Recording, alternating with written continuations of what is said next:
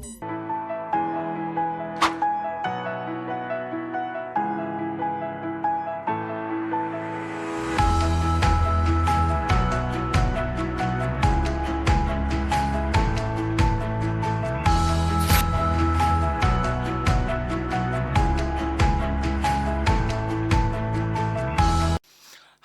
Everyone दोस्तों, क्या हाल चाल है।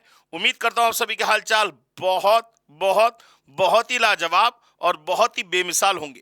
तो दोस्तों, आज के इस लेक्चर में हम लोग अपने institute of chartered accountant of India की जो स्टडी मैट है उसके क्वेश्चंस करने वाले हैं। बेसिकली आज के लेक्चर में हम chapter number 5 permutation and combination के क्वेश्चंस करने वाले हैं। देखिए, ये वीडियो आप तभी देखिएगा जब आप इस चैप्टर को पूरी तरीके से खत्म कर चुके हो, या फिर सिर्फ और सिर्फ परमुटेशन के लेक्चर को देख चुके हो, और तो आप एक्सरसाइज 1A माने 5A और 5B कर सकते हैं। और जब आपने कॉम्बिनेशन खत्म कर लिया तो एक्सरसाइज 5C और 5D कर सकते हैं। आज के इस लेक्चर में हम लोग एक्सरसाइज 5A और उसके एग्जाम्पल्स को डिस्कस करने वाले हैं। और यकीन मानिए दोस्तों, ये सारे क्वेश्चंस देख के आपको ऐसे ही लगेगा कि यार क्या बच्चों वाले क्वेश्चन दे रखे हैं। शर्त एक है, आपका कॉन्सेप्ट क्लियर होना चाहिए। आपका कॉन्सेप्ट कब क्लियर होगा? जब आप किसी फॉर्मूला, किसी शॉर्ट ट्रिक, किसी कैलकुलेटर ट्रिक के पीछे नहीं भागेंगे तब। तो दोस्तों, ये बेसिकली लेक्चर उन्हीं बच्चों के लिए है जिन्होंने परमुटेशन को पूरी तरीके से खत्म कर रखा है। तो आइए शुरुआत करते हैं अपने एग्जाम्पल से। तो ये हमारे इंस्टीट्यूट की बुक का स्टडी मैट का जो पेज है, ये चैप्टर नंबर 5 है, परमुटेशन ऑफ कॉम्बिनेशन का। अब हम इसमें डिस्कस करेंगे सबसे पहले example number first. Example number first की बात की जाए, बहुत टफ क्वेश्चन है। ये शायद इतना टफ है कि आपको इसे देख के चक्कर आने लगे होंगे। क्वेश्चन कह रहा है फाइंड 5 फैक्टोरियल। आपसे 5 फैक्टोरियल की वैल्यू पूछ रहा है। बहुत टफ क्वेश्चन है। तो 5 फैक्टोरियल का मतलब क्या होता है आप जानते हैं। 5 into 4 into 3 into 2 into 1 that is equal to 120। कितना आ गया? 120 आ गया। 4 फैक्टोरियल की वैल्यू कितनी होगी? That is equal to 4 into 3 into 2 into 1 that is equal to 24। फिर पूछ रहा है 6 फैक्टोरियल की वैल्यू होगी 6 into 5 into 4 into 3 into 2 into 1 और दैट इज इक्वल टू 720। लीजिए सर, तीनों आंसर निकल आए। तो एग्जाम्पल नंबर फर्स्ट आपको बिल्कुल कॉन्सेप्ट क्लियर हो गया होगा। अब हम बात करते हैं दोस्तों सेकेंड एग्जाम्पल की। ये रखा है सेकेंड एग्जाम्पल। क्वेश्चन कह रहा है find 9 factorial divided by 6 factorial. 9 factorial divided by 6 factorial. अब जरा ये बताइए, ये जो 9 फैक्टोरियल डिवाइडेड बाय 6 फैक्टोरियल है, इस 9 फैक्टोरियल को 9 इंटू 8 इंटू 7 इंटू 6 फैक्टोरियल लिख सकते हैं, बिल्कुल। अपॉन में 6 फैक्टोरियल लिख सकते हैं, बिल्कुल। 6 फैक्टोरियल से 6 फैक्टोरियल कैंसिल हो गया, बाकी को मल्टीप्लाई कर लीजिए तो आपका आंसर निकल आएगा। कितना?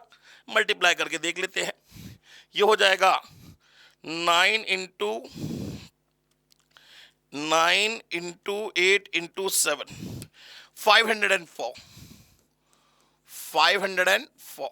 बात समझ में आ गई? क्लियर हो गई बात? चलिए, अब अगर हम बात करें 10 फैक्टोरियल डिवाइड बाय 7 फैक्टोरियल की, तो 10 फैक्टोरियल डिवाइड बाय 7 फैक्टोरियल की बात करें तो इसे लिख लेंगे 10 into 9 into 8 into 7 factorial divided by 7 factorial. ये कैंसिल आउट हो गया।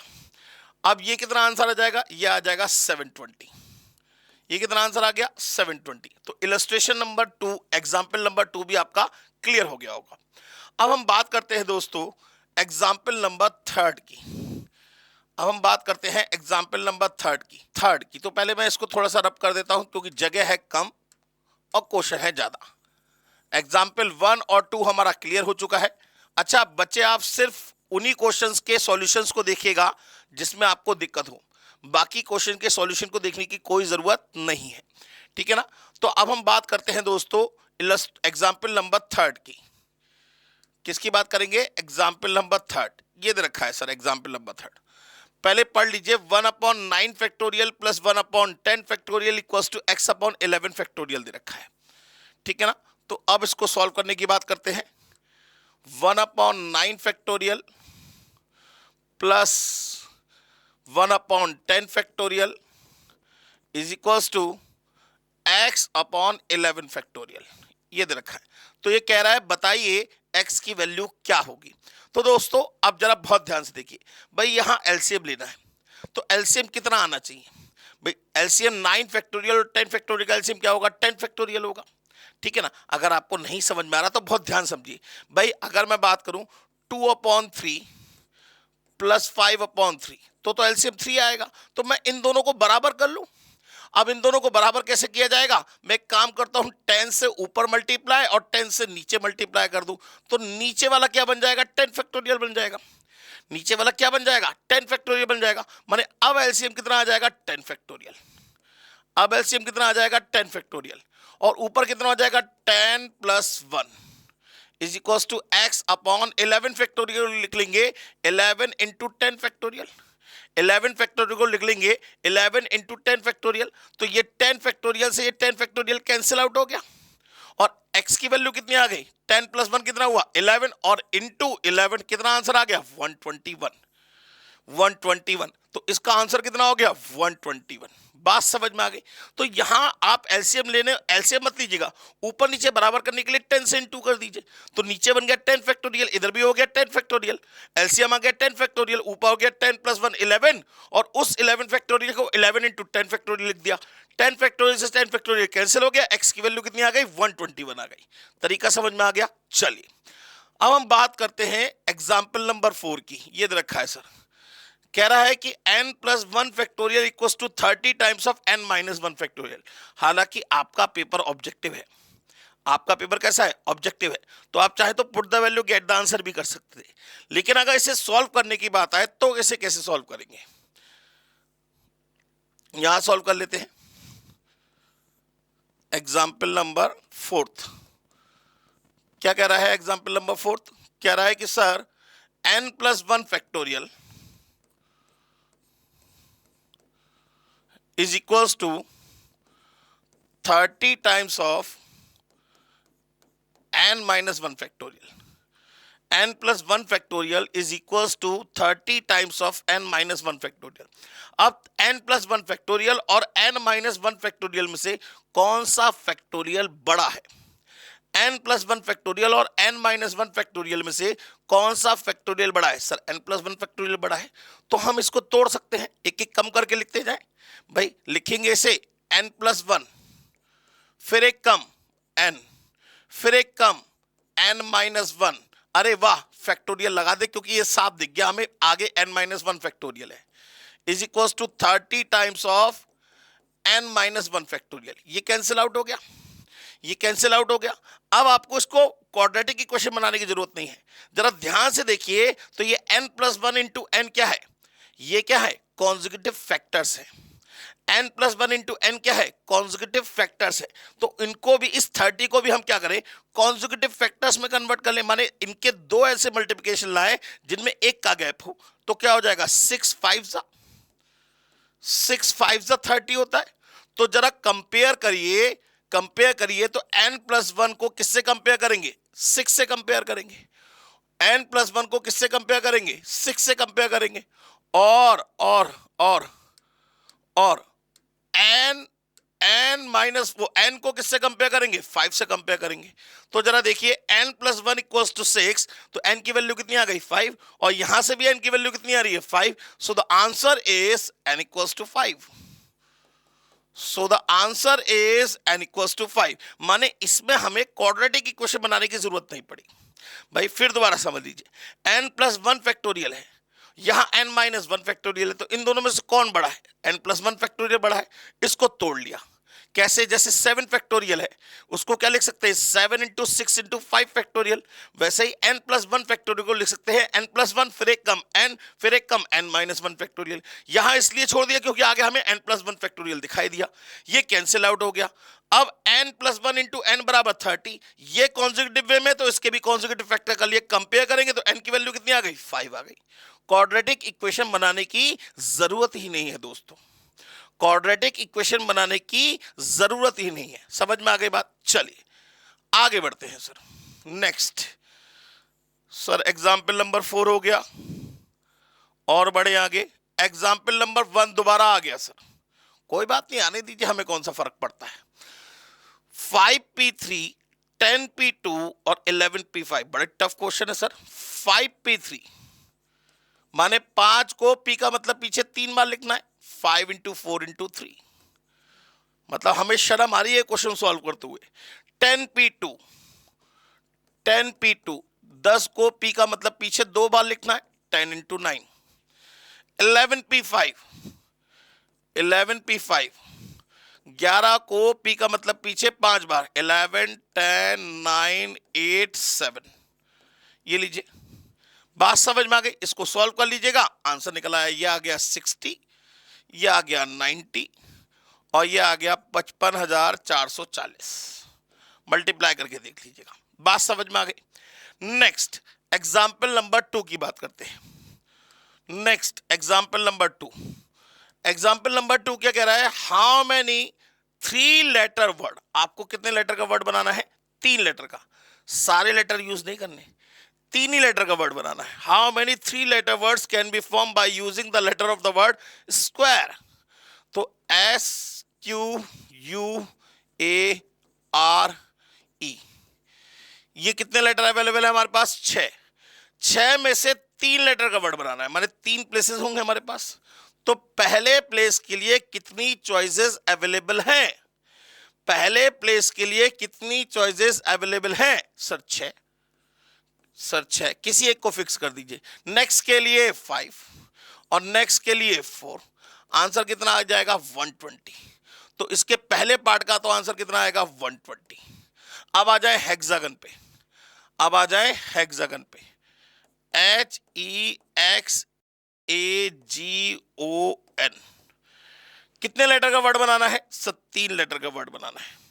पहले प्लेस के लिए कितनी चॉइसेस अवेलेबल हैं? सर 1 2 3 4 5 6 7।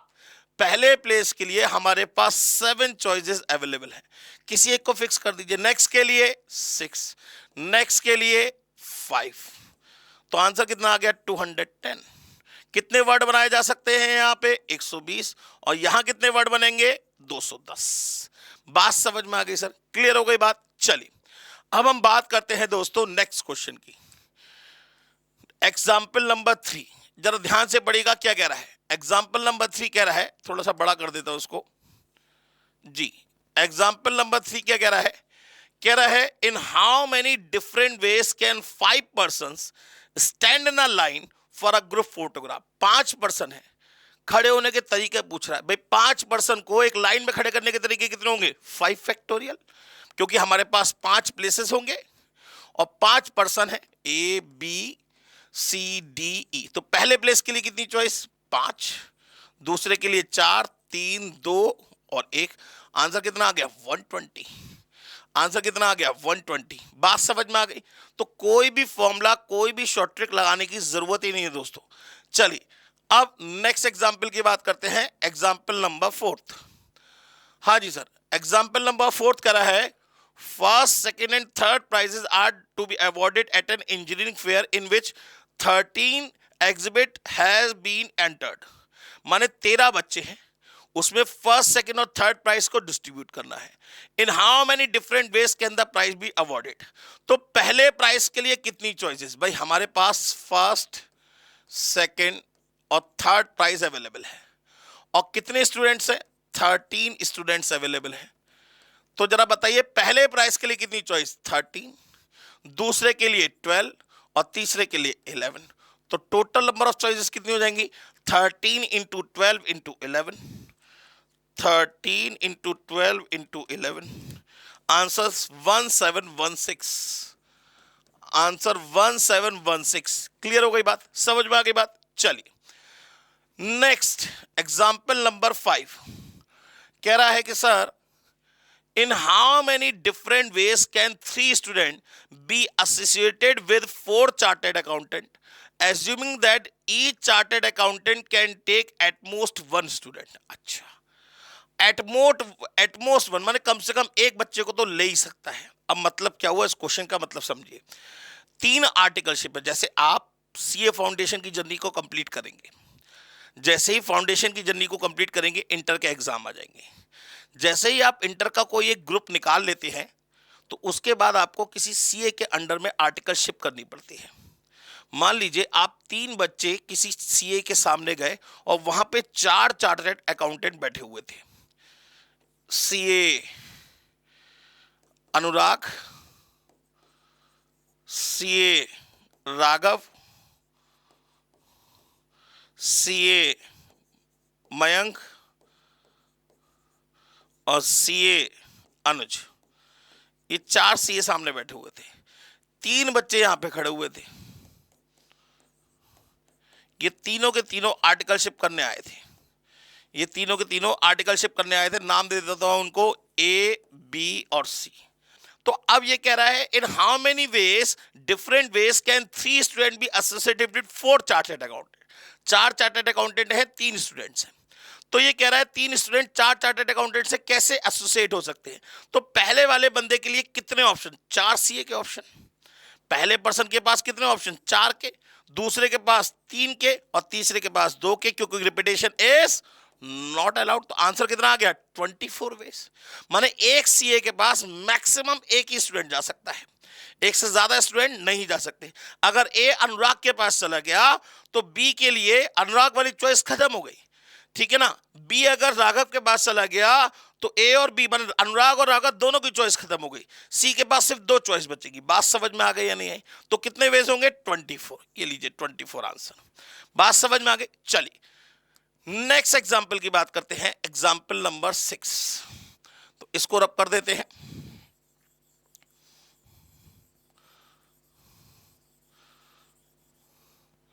हाँ जी सर, क्या कह रहा है? इफ, बहुत ध्यान से देखिएगा क्वेश्चन को, if 6 times the number of permutation of n things taken 3 eight a time. इस 6 टाइम्स को भूल जाइए।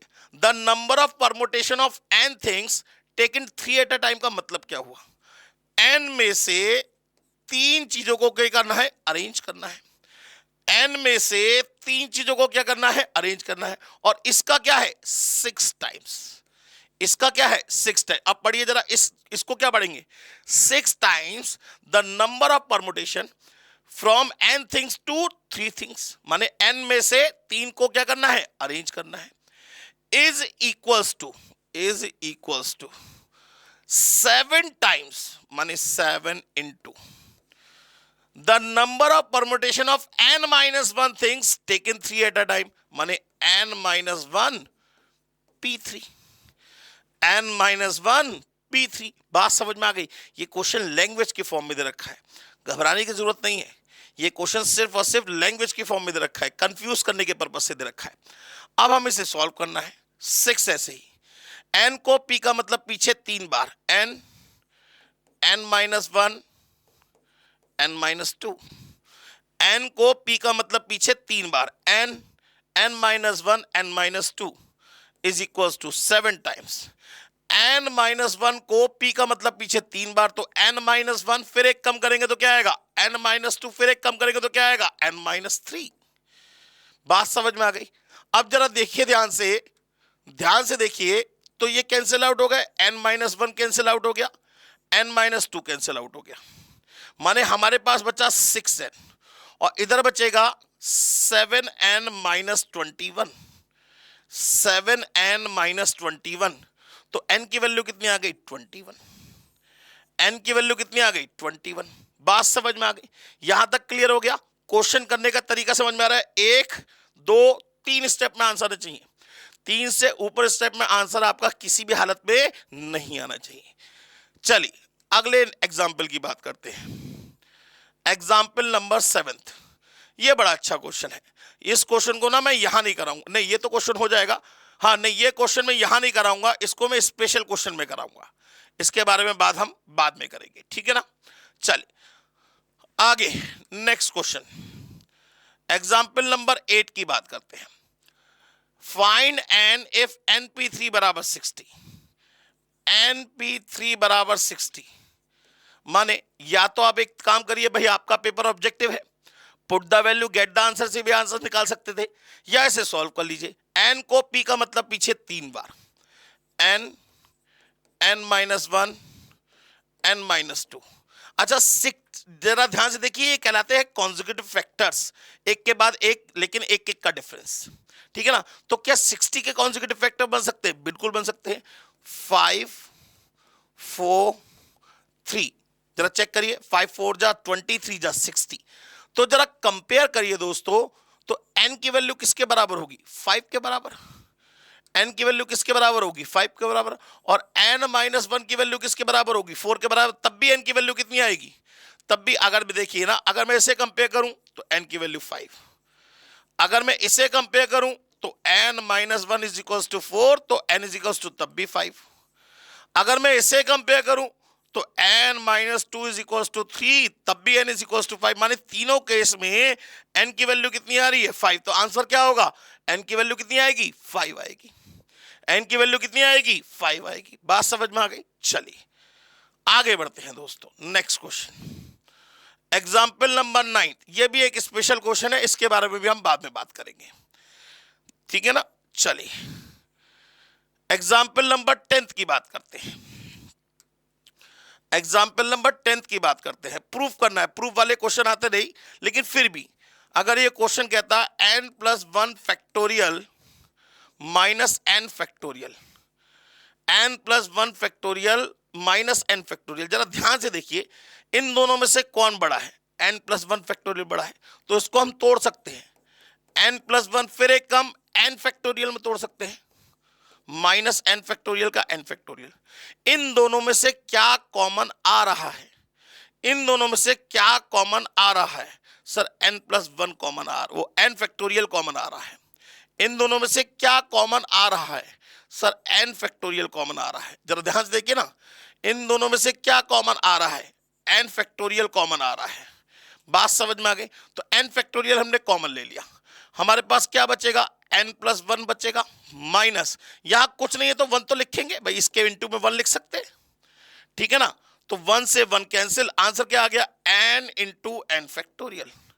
क्या आ गया? n into n factorial. यही हमें प्रूफ करना था, यही हमें प्रूफ करना था। हालांकि प्रूविंग वाले क्वेश्चन आपके पेपर में नहीं आएंगे, लेकिन ऑप्शन में तो आ सकता है ना ये क्वेश्चन। बात समझ में आ गई? क्लियर हो गई बात? चलिए नेक्स्ट एग्जाम्पल की बात करते हैं। Example number 11। एग्जाम्पल नंबर 11, ध्यान से देखिए, एक्सरसाइज पे आगे आने वाले हैं, सिर्फ 2-3 क्वेश्चन बचे, 2 क्वेश्चन और बचे। In how many different ways can a club with 10 members select a president, secretary, treasurer and if no member can hold 2 offices and each member is eligible for any offices. मतलब आपके पास 10 member है। कितने members है? 10 members है। आपके पास 10 members है, 10 members है, और आपके पास कितनी पोस्ट है? एक तो है प्रेसिडेंट की, एक है सेक्रेटरी की, और एक है ट्रेजरर की। तो पहली पोस्ट, ये कह रहा है किसी भी पोस्ट पे एक से ज्यादा पर्सन नहीं आ सकते। तो पहली पोस्ट के लिए कितनी चॉइसेस अवेलेबल है? ठीक है ना। एक सेकंड फिर दोबारा देखिए, if no member can hold 2 offices, कोई भी मेंबर 2 ऑफिसेस से नहीं संभाल सकता। तो सीधी सीधी बात है, एक से ज्यादा प्राइस डिस्ट्रीब्यूट नहीं कर सकते। तो पहले पोस्ट के लिए कितनी चॉइसेस अवेलेबल है? सर 10, दूसरे के लिए 9 और तीसरे के लिए 8। आंसर कितना आ जाएगा? 720। आंसर कितना आ जाएगा? 720। बात समझ में आ गई? कोई दिक्कत तो नहीं? चलिए नेक्स्ट एग्जांपल की बात करते हैं। Illustration number 12। When John arrives in New York, he has 8 shops to see. John जो है वो न्यूयॉर्क पहुंचा और उसके पास 8 शॉप्स थी देखने के लिए, but he has time only to visit 6 of them. लेकिन वो सिर्फ 6 को ही देख सकता था। माने 8 उसके पास चॉइसेस थी, सिर्फ 6 को ही उसे देखना था। वो कह रहा है in how many different ways can he arrange this schedule in New York.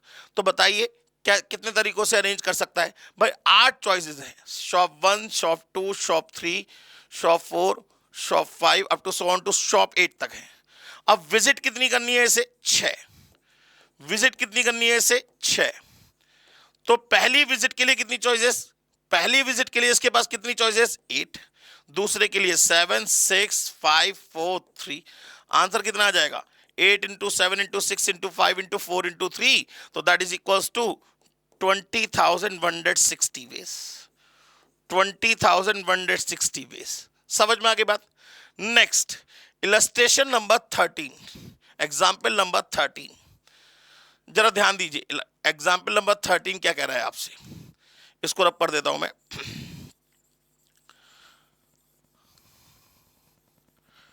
हाँ जी सर, कह रहा है when doctor Ram arrives in his dispensary, doctor Ram अपनी डिस्पेंसरी में पहुंचे, he finds 12 patient waiting to see him, उन्होंने देखा कि 12 पेशेंट उनका वेट कर रहे हैं। डॉक्टर की आंखों में चमक, चलो भाई मेरी प्रैक्टिस सही चल रही है। If he can see only one patient at a time, वो एक बार में एक ही पेशेंट देखते हैं। Find the number of ways he can schedule his patient if they all want their turn, हर एक को अपना नंबर आ सके। And if 3 leave in distinguish between before doctor Ram gets around to see him. पहले तो पहले पार्ट की बात करते हैं भाई। 12 पेशेंट है, 12 पेशेंट है, उनको एक एक करके नंबर आना चाहिए, तो आंसर कितना होगा? सीधे सीधे 12 फैक्टोरियल। भाई 12 पेशेंट है, एक एक करके सबका नंबर आएगा, तो पहले पहले पहले किसको बुलाएंगे? पहले प्लेस के लिए कितनी चॉइस? 12।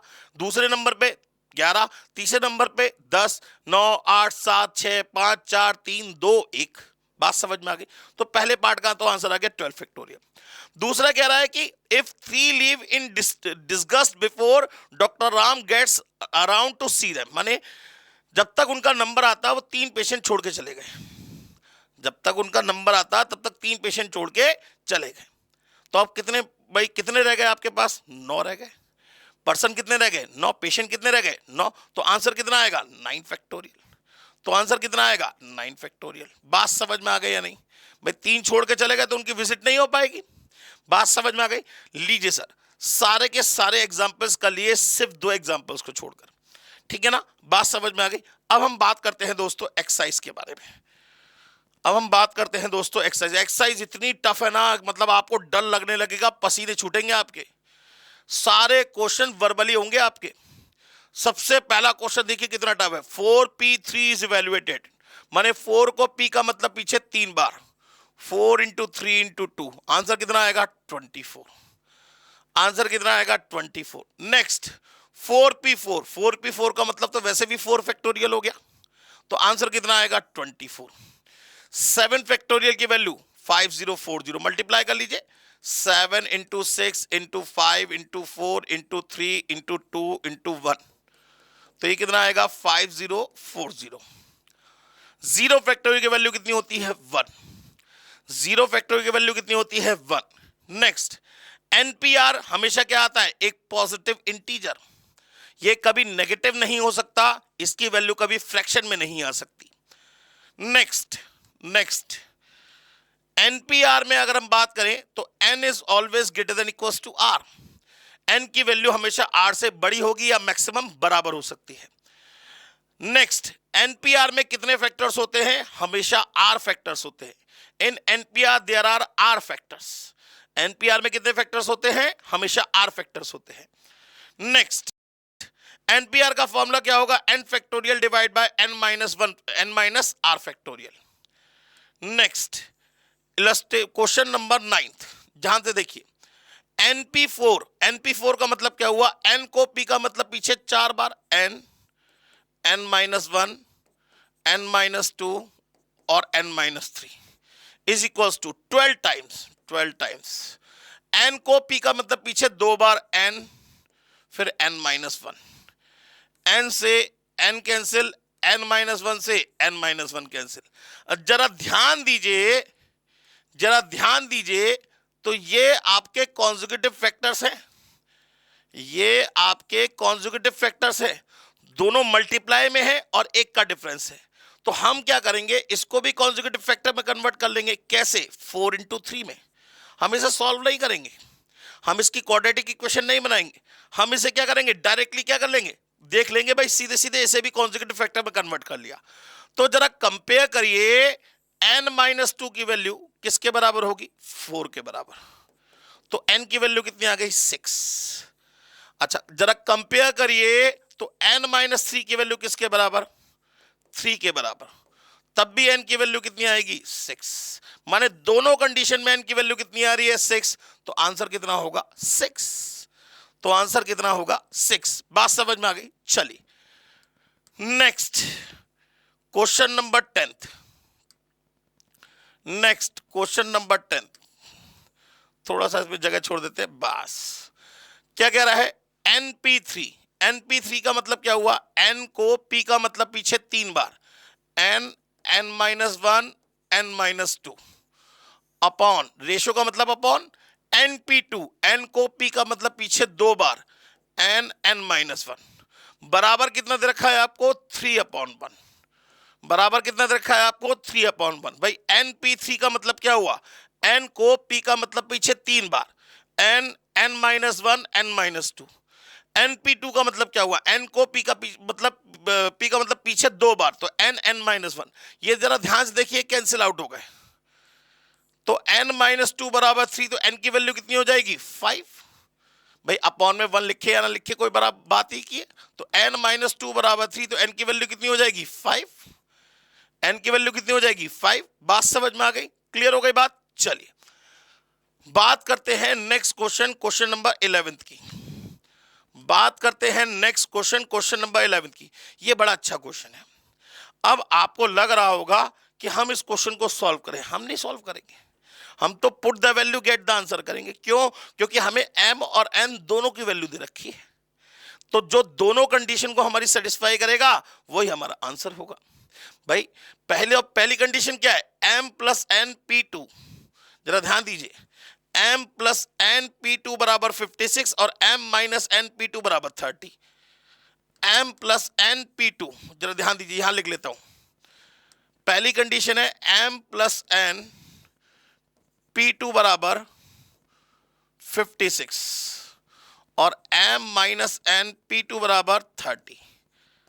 अब पहला ऑप्शन जरा ध्यान से देखिए, पहला ऑप्शन क्या है, पहले ऑप्शन में m इक्वल्स टू 6 और n इक्वल्स टू 2, जरा लगाइए यहां पे, जरा लगाइए यहां पे, यहां m की जगह 6 माने 6 प्लस 2 8 माने 8p2, क्या ये 56 आएगा? 8 को p का मतलब पीछे 2 बार, 8 इंटू 7, यस आएगा, बिल्कुल आएगा। अभी सेटिस्फाई हो गया, अभी आंसर नहीं मानेंगे, दोनों कंडीशन सेटिस्फाई होनी चाहिए, दोनों कंडीशन सेटिस्फाई होनी चाहिए। अब m की जगह 6, n की जगह 2, सेकंड वाले में भी लगाइए, तो 6 माइनस 2, 6 माइनस 2 4, 4p2, 4p2 का मतलब क्या हुआ 4 इंटू 3, 12 आ रहा है। कितना आ रहा है 12, आना कितना चाहिए था 30। ये वाला आंसर नहीं होगा, ये वाला आंसर नहीं होगा। अब हम दूसरा ऑप्शन ट्राई करेंगे। भाई तीन ही तो चेक करने हैं, चौथा तो आंसर होगा ही, चेक तो तीन ही करने हैं, चौथा तो आंसर होगा ही। अब m की जगह 7, n की जगह 1, m की जगह 7, n की जगह 1, जरा लगाइए फिर दोबारा से, m की जगह 7, n की जगह 1, जरा देखिए ध्यान से, इसकी बात कर रहे हैं। हाँ जी, तो 7 प्लस 1 8, 8p2 माने 8 का मतलब 8 को p का मतलब पीछे 2 बार, 8 7 जा 56, सही है। अब दूसरे वाली कंडीशन में और चेक कर ले, 7 माइनस 1 6, 6p2 का मतलब 6 को p का मतलब पीछे 2 बार, 6 5 जा, बिल्कुल सही, सेटिस्फाई कर रहे हैं दोनों के दोनों। आंसर क्या होगा बी होगा, आंसर क्या होगा बी होगा। करने का तरीका समझ में आ गया। चलिए अब हम बात करते हैं दोस्तों नेक्स्ट क्वेश्चन की, क्वेश्चन नंबर है 12th, क्वेश्चन नंबर 12th की बात करते हैं। इसको रब कर देते हैं।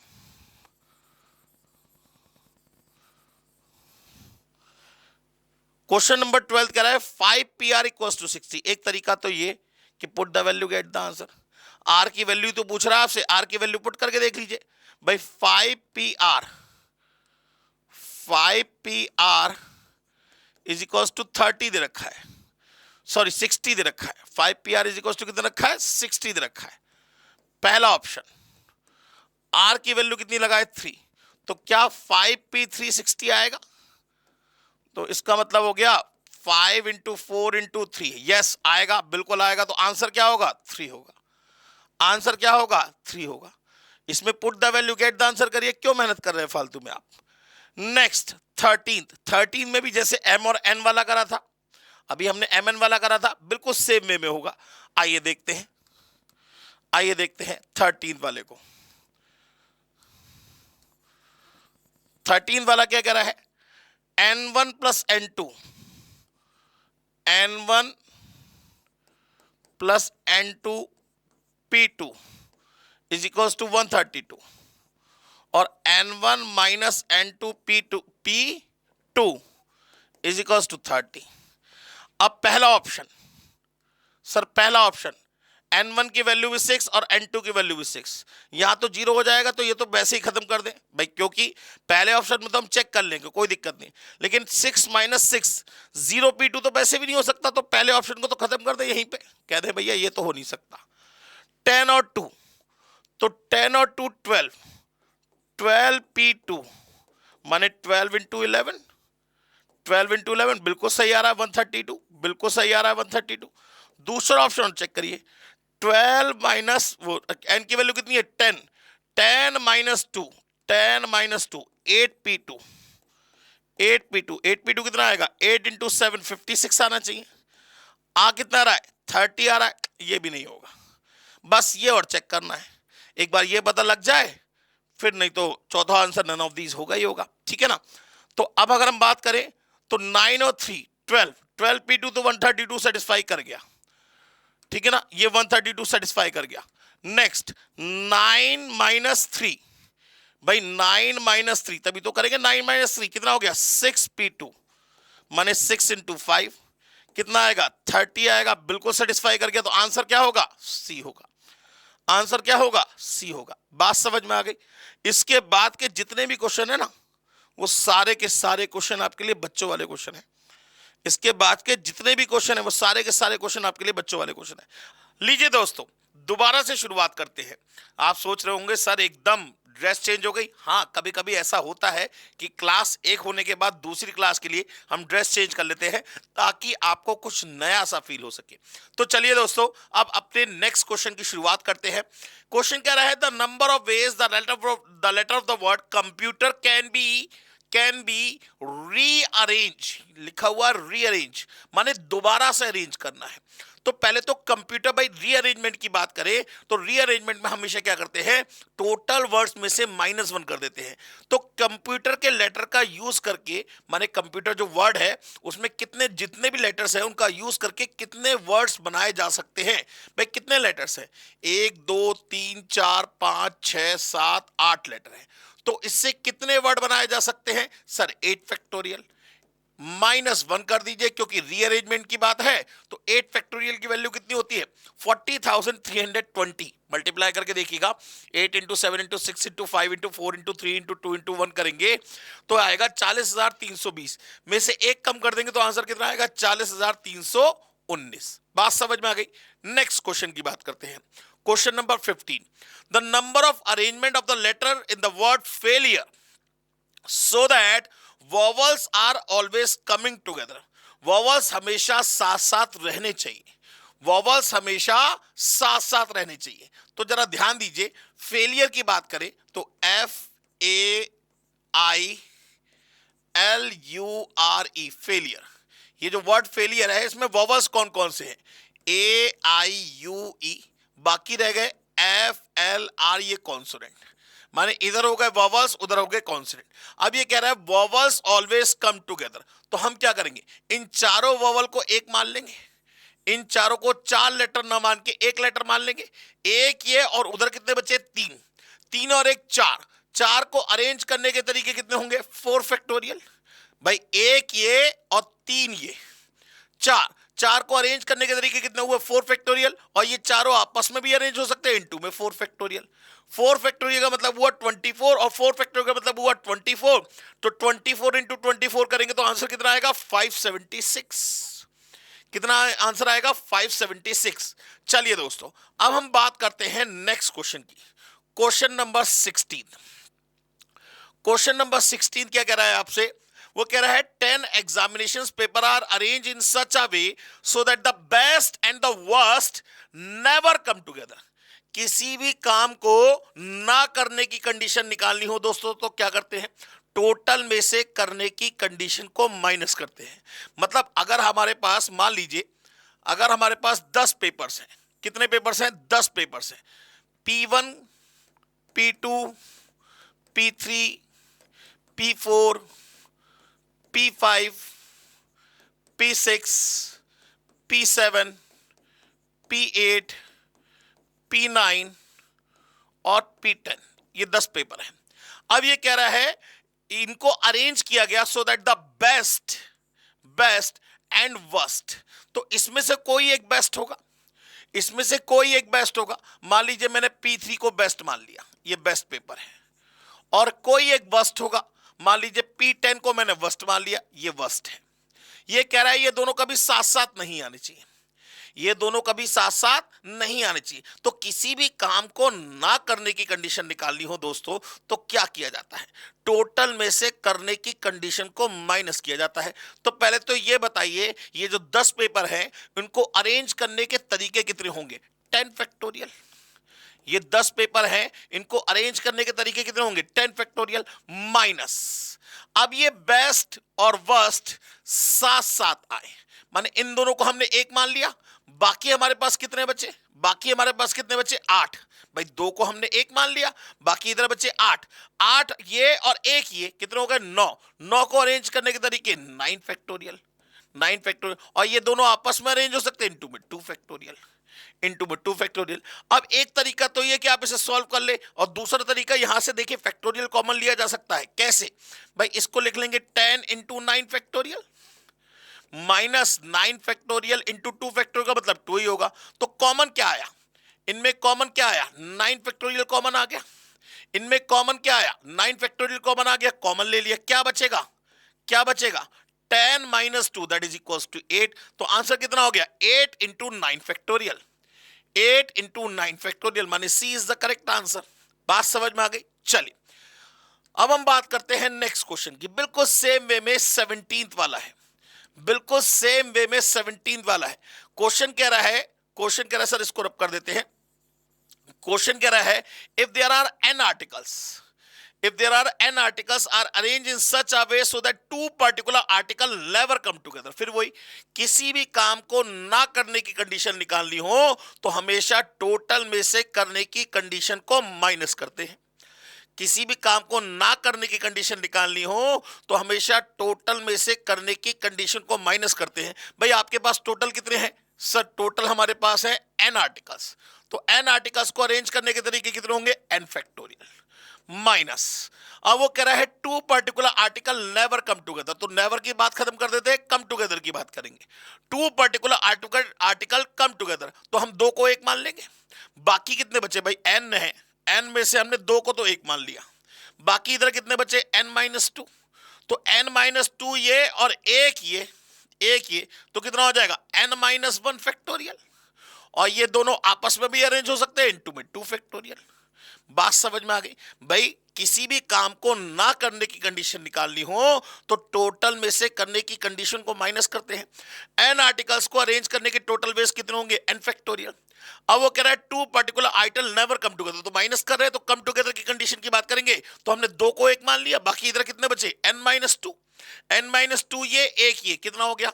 n माइनस 2 में एक जोड़ेंगे तो कितना हो जाएगा? n माइनस 1 फैक्टोरियल, और ये दोनों आपस में अरेंज हो सकते हैं इनटू में 2 फैक्टोरियल। बात समझ में आ गई? तो अब इसमें से कॉमन क्या आएगा? इसके हम लिख सकते हैं n into n minus 1 factorial minus n minus 1 factorial into 2। Common क्या आएगा? n माइनस 1 फैक्टोरियल कॉमन आ जाएगा, क्या बचेगा? n माइनस 2 बचेगा। लीजिए सर बन गया n minus 2 into n minus 1 factorial. Answer हो गया ए, आंसर हो गया ए। बात समझ में आ गई दोस्तों? चलिए नेक्स्ट क्वेश्चन की बात करते हैं। क्वेश्चन नंबर 18, क्वेश्चन नंबर 18 इसको रब कर देते हैं। क्वेश्चन नंबर 18 क्या कह रहा है? क्वेश्चन नंबर 18 कह रहा है if 12 school teams are participating in a quiz contest then the number of ways the first second and third prize. अरे सर ये तो बच्चों वाला है। 12 स्कूल टीम है, S1 S2 ऐसे करके 12 स्कूल्स हैं, ठीक है ना। फर्स्ट सेकेंड और थर्ड प्राइज डिस्ट्रीब्यूट करने हैं। तो पहले प्राइज के लिए कितनी चॉइसेस? 12।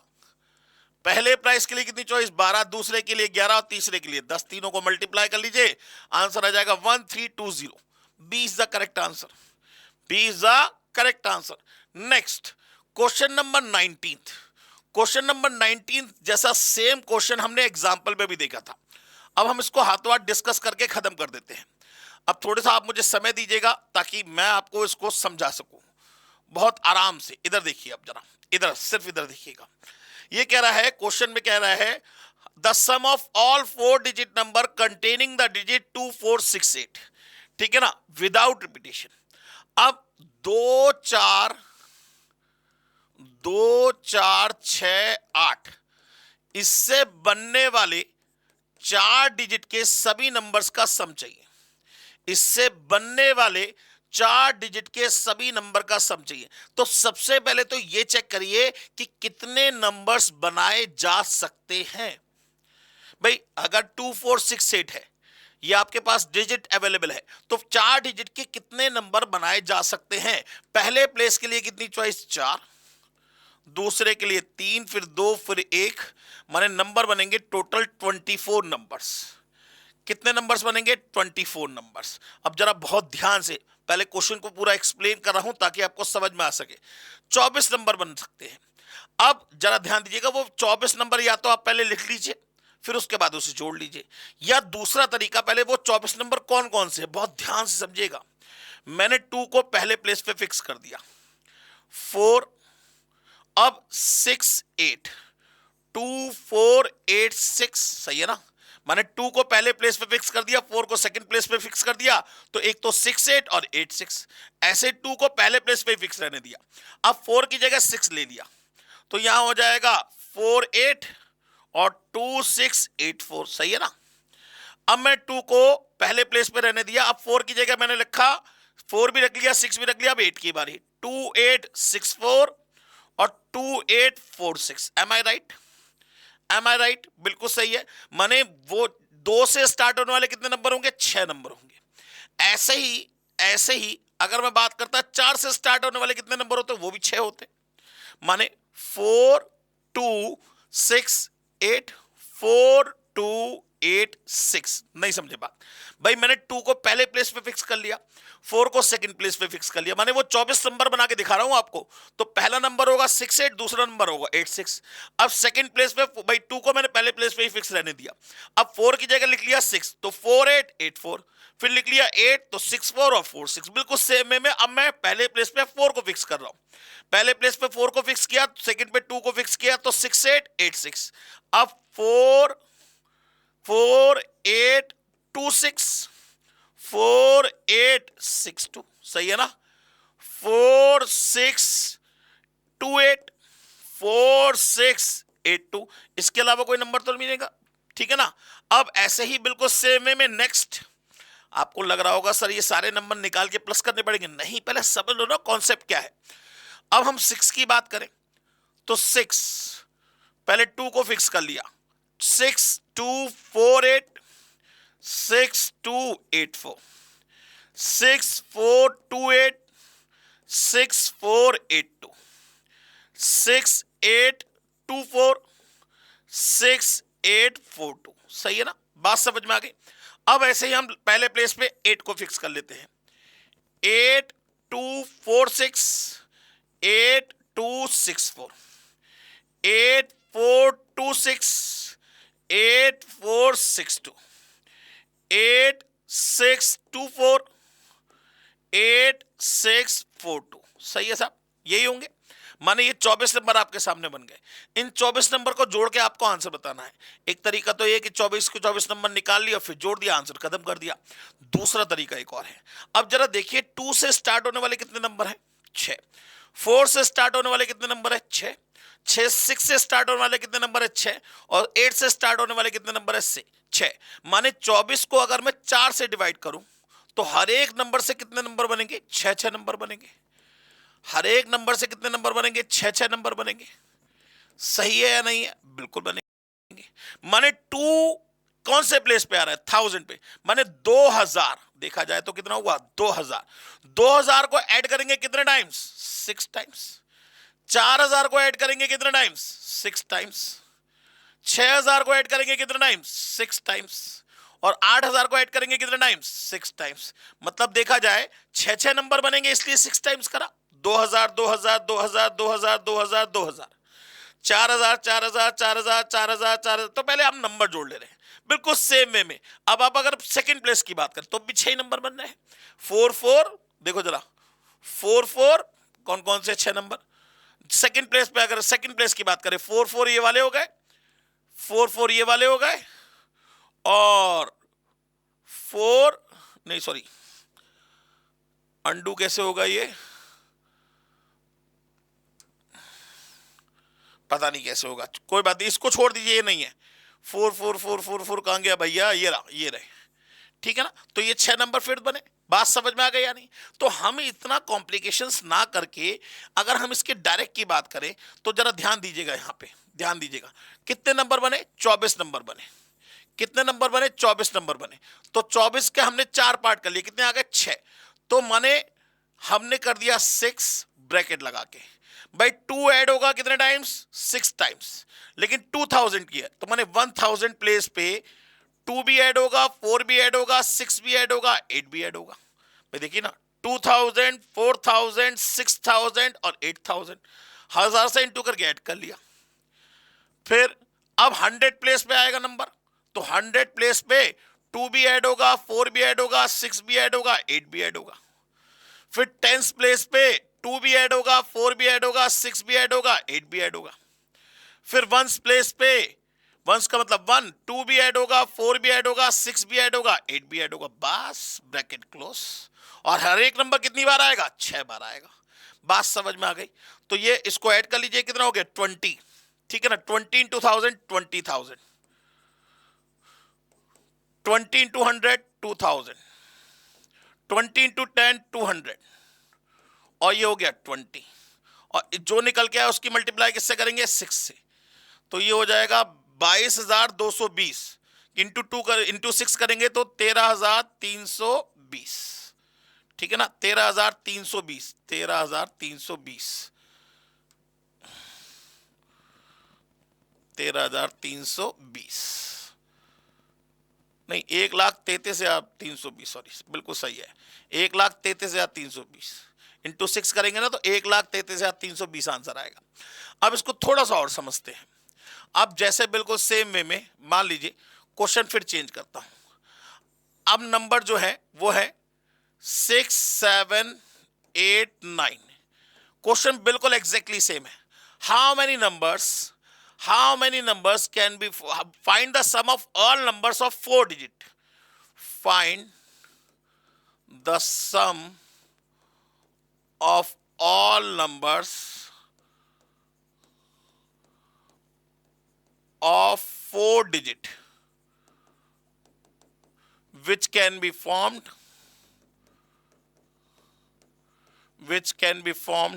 by 6, 7, 8, 9। तो पहले तो ये चेक करिए इससे कितने नंबर्स बनाए जा सकते हैं, इससे कितने नंबर्स बनाए जा सकते हैं। तो पहले प्लेस के लिए कितनी चॉइस, 4, फिर 3, फिर 2, फिर 1। नंबर कितने बनेंगे, 24। माने हर एक से कितने कितने नंबर बनेंगे, 6 नंबर बनेंगे। हर एक से कितने कितने नंबर बनेंगे, 6 नंबर बनेंगे। बस इतना सा ही काम करना है आपको। तो यहां लिख लीजिए ब्रैकेट में 6। अब भाई 6,000 प्लेस पे भी आएगा, 100 पे भी आएगा, 10 पे भी आएगा, 1 पे भी आएगा। तो पहले 1000 प्लेस वाले पे कर लीजिए। 1000 में 6 + 7 + 8 + 9। फिर 100 में 6 + 7 + 8 + 9। फिर 10s में 6 + 7 + 8 + 9।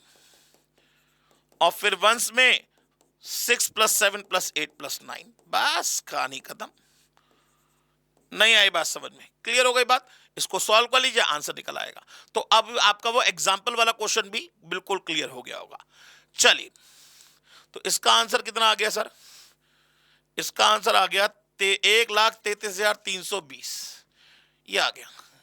या आप इसे डायरेक्टली जोड़ लीजिए, 2 और 4 6 6 12, 12 8 20, माने 6, एक बार आ जाएगा 20 इंटू 1000 माने 20,000, 20 इंटू 100 माने 200, वो 2000, 20 इंटू 10 माने 200, और 20 इंटू 1 माने 20। बस सीधे सीधे कैलकुलेशन कर लीजिए, ये आपका आंसर निकल आया। बात समझ में आ गई। नेक्स्ट क्वेश्चन नंबर 20, वो कह रहा है the number of 4 digit number greater than 5000। 4 digit का नंबर बनाना है 5000 से बड़ा, bye using the digit 3 4 5 6। Bye using the digit 3 4 5 6, जरा ध्यान दीजिएगा, बाय यूजिंग द डिजिट 3 4 5 6।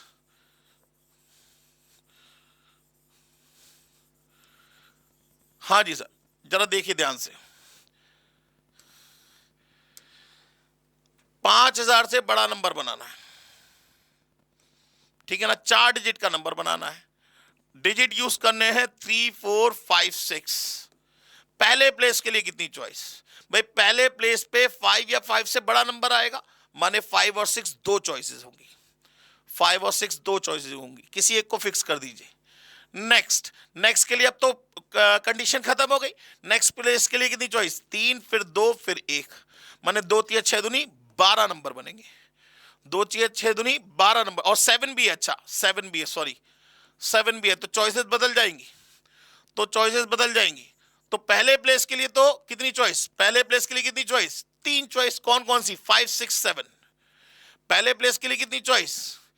पहले प्लेस के लिए कितनी चॉइस? 3। कौन कौन सी? 5 6 7, किसी एक को फिक्स कर दिया, 5 फिक्स हो गया। नेक्स्ट प्लेस के लिए 4, नेक्स्ट के लिए 3 और नेक्स्ट के लिए 2, तो 4 तिया 12 दूनी 24 तिया 72 नंबर बनेंगे। कितने नंबर बनेंगे? 72। ए is the correct answer.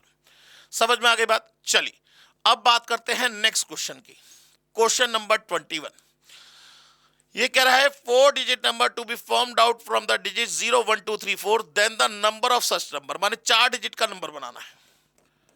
Digit कौन से यूज करने हैं? 0 1 2 3 और 4। पहले प्लेस के लिए कितनी चॉइस? सर पहले प्लेस के लिए कितनी चॉइस? सर पहले प्लेस पे 0 को छोड़कर बाकी कुछ भी आ सकता है, 4 चॉइसेस, किसी एक को फिक्स कर दीजिए। नेक्स्ट के लिए कितनी चॉइस? अगेन 4 चॉइस, अब तो 0 आ सकता है।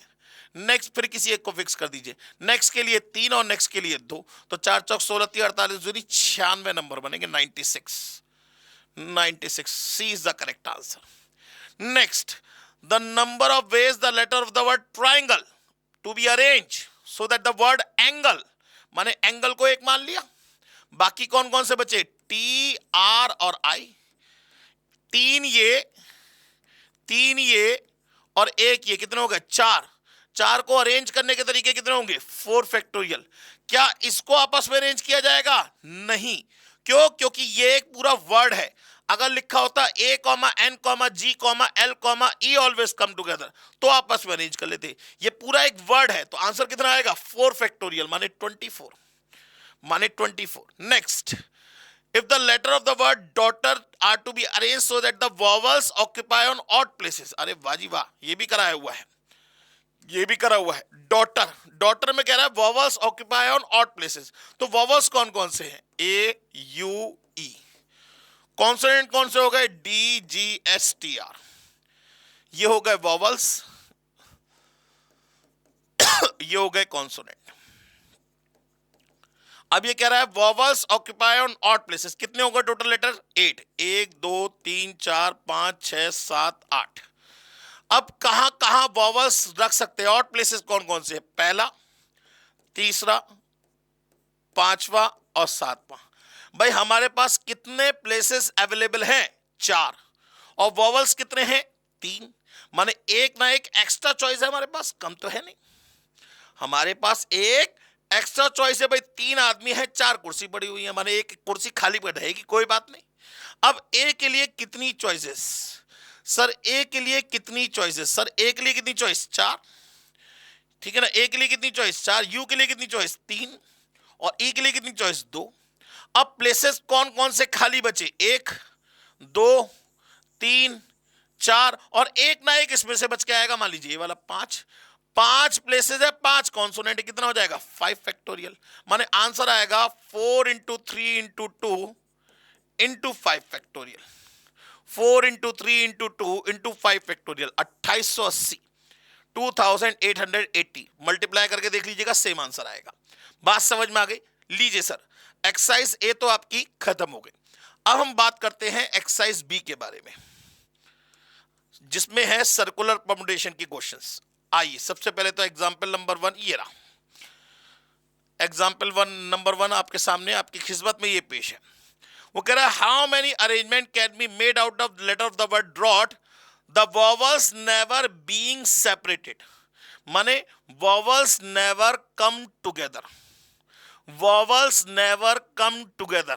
तो क्या करें? टोटल में से कम टुगेदर की कंडीशन माइनस कर ले। तो पहले तो कितने लेटर्स हैं? 1 2 3 4 5 6 7, 7 लेटर है सर। तो टोटल कंडीशन कितनी होंगी? 7 फैक्टोरियल माइनस, अब पहले जरा वॉवल्स अलग लिख लीजिए। ए यू 2 ही वॉवल है, बाकी D R G H T ये कॉन्सोनेंट है। अब इन दो को एक मान लीजिए, इन दो को एक मान लीजिए, इन दोनों को हमने क्या मान लिया, एक मान लिया। एक ये, बाकी एक दो, दो तीन चार पांच, ये पांच और एक छह, छह को अरेंज करने के तरीके 6 फैक्टोरियल, छह को अरेंज करने के तरीके 6 फैक्टोरियल, ये दोनों आपस में अरेंज होंगे इनटू में 2 फैक्टोरियल, ठीक है ना। तो ये हो जाएगा 5040 और ये हो जाएगा 1440, आंसर आ जाएगा 3600। चेक करिए इसका आंसर कितना आएगा, 3600 आएगा। आंसर कितना आएगा इसका, 3600। No never being separated 1440 minus करेंगे, ये भाई इन्होंने क्या करा, the vowels never being separated 1440 कह रहे हैं ये, नहीं 5 कॉन्सोनेंट ऑन 1 लेटर, 6 पे 6 720, 6 लेटर है क्या ये, 3 3 6 और 1 7 है।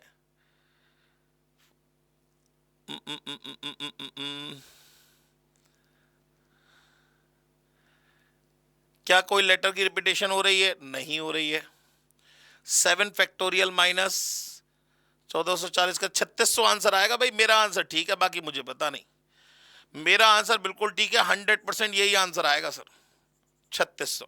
आप कहीं से कहीं तक सोच लीजिए, यही आंसर आना चाहिए, इसके अलावा कोई आंसर नहीं। जिन्होंने 6p6 गलत कर रखा है, यहां पे क्या होना चाहिए, इन्होंने ये वॉवल्स कम टुगेदर की कंडीशन निकाल रखी है, नेवर कम टुगेदर की कंडीशन नहीं निकाल रखी। The vowels never being separate, अच्छा नेवर बीइंग सेपरेटेड सही है ये, नेवर बीइंग सेपरेटेड, तो सिर्फ और सिर्फ किसकी बात होगी, कम टुगेदर की बात होगी। हमने गलत कर दिया, हमने नेवर कम टुगेदर निकाल लिया, हमने गलती है भाई, हमारी गलती है।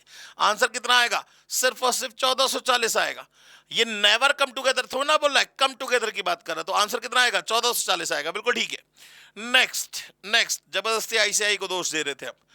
एग्जाम्पल नंबर 2, वो कह रहा है show that the number of ways in which n books can be arranged on a shelf so that 2 particular books are not together. अभी बात करी थी, n आर्टिकल में से 2 आर्टिकल कभी भी साथ साथ नहीं आने चाहिए, तो ना आने के लिए क्या करते हैं, टोटल में से कंडीशन को माइनस करते हैं, तो n टोटल वेज हो गया n फैक्टोरियल।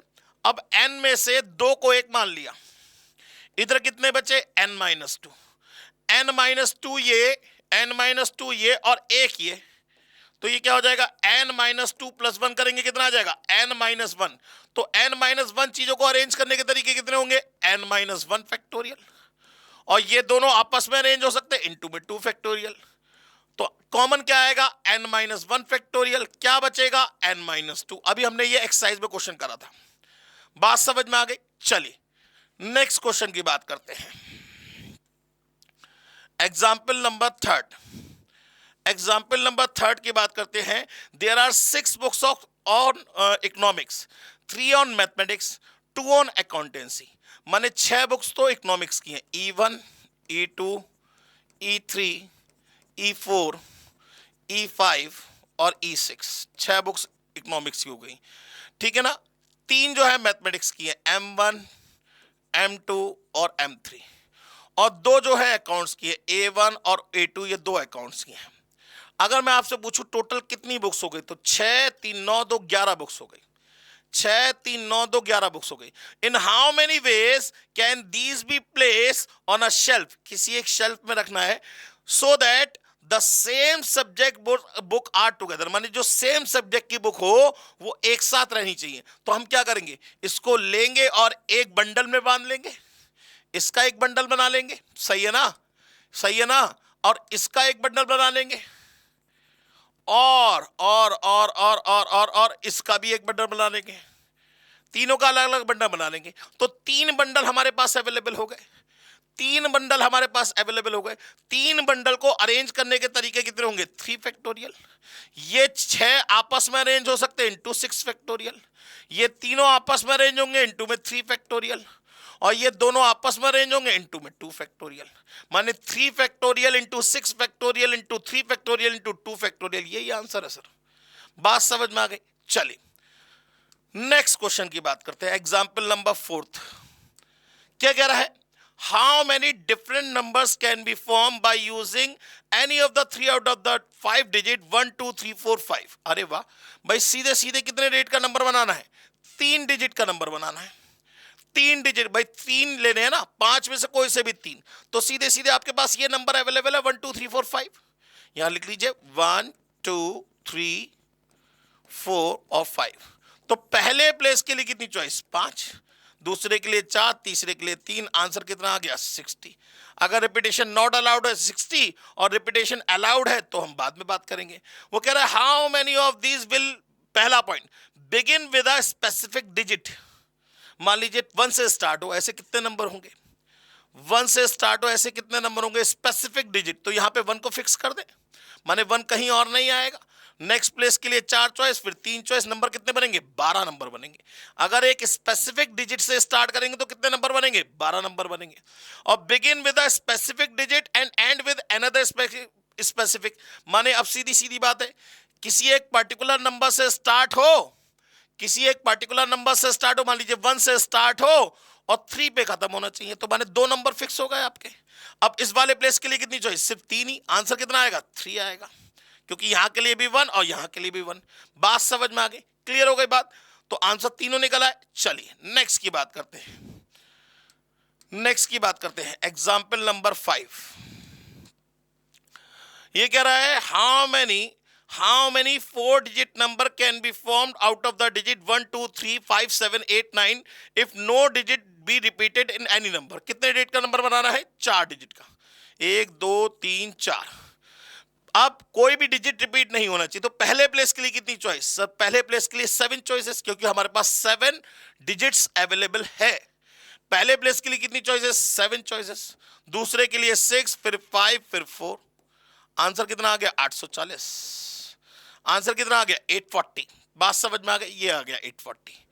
अब वो कह रहा है how many of these will be greater than 3000। तो 3000 से बड़ा नंबर चाहिए, 3000 से बड़ा नंबर चाहिए, 4 डिजिट का नंबर बनाना है। डिजिट ये यूज करने, तो पहले प्लेस के लिए कितनी चॉइसेस? भाई पहले प्लेस पे 3 या 3 से बड़ा नंबर आएगा, माने 3 आ सकता है, 5 आ सकता है, 7 आ सकता है, 8 आ सकता है और 9 आ सकता है। तो पहले प्लेस के लिए कितनी चॉइसेस? 5। भाई 3 5 7 8 9 में से कोई एक चॉइस, तो इसको एक किसी एक को कट कर दीजिए। अब तो कंडीशन खत्म। नेक्स्ट प्लेस के लिए कितनी चॉइस? नेक्स्ट प्लेस के लिए 6, फिर 5, फिर 4। तो 6 पंजे 30 चौका 120 पंजे 600। आंसर आ गया 600। आंसर आ गया 600। बात समझ में आ गई? क्लियर हो गई बात? चलिए नेक्स्ट एग्जाम्पल पे आ जाते हैं। Example number 6। एग्जाम्पल नंबर 6 बहुत ध्यान से देखिए। ये कह रहा है find the total number of numbers greater than 2000 that can be form by using the digit this. ये वाला क्वेश्चन भी आराम से हो जाएगा, कोई दिक्कत नहीं है। 2000 से बड़ा नंबर बनाना है, ये आराम से आपसे हो जाएगा, बिल्कुल सेम अभी हमने 3000 वाला करा। Example number 7।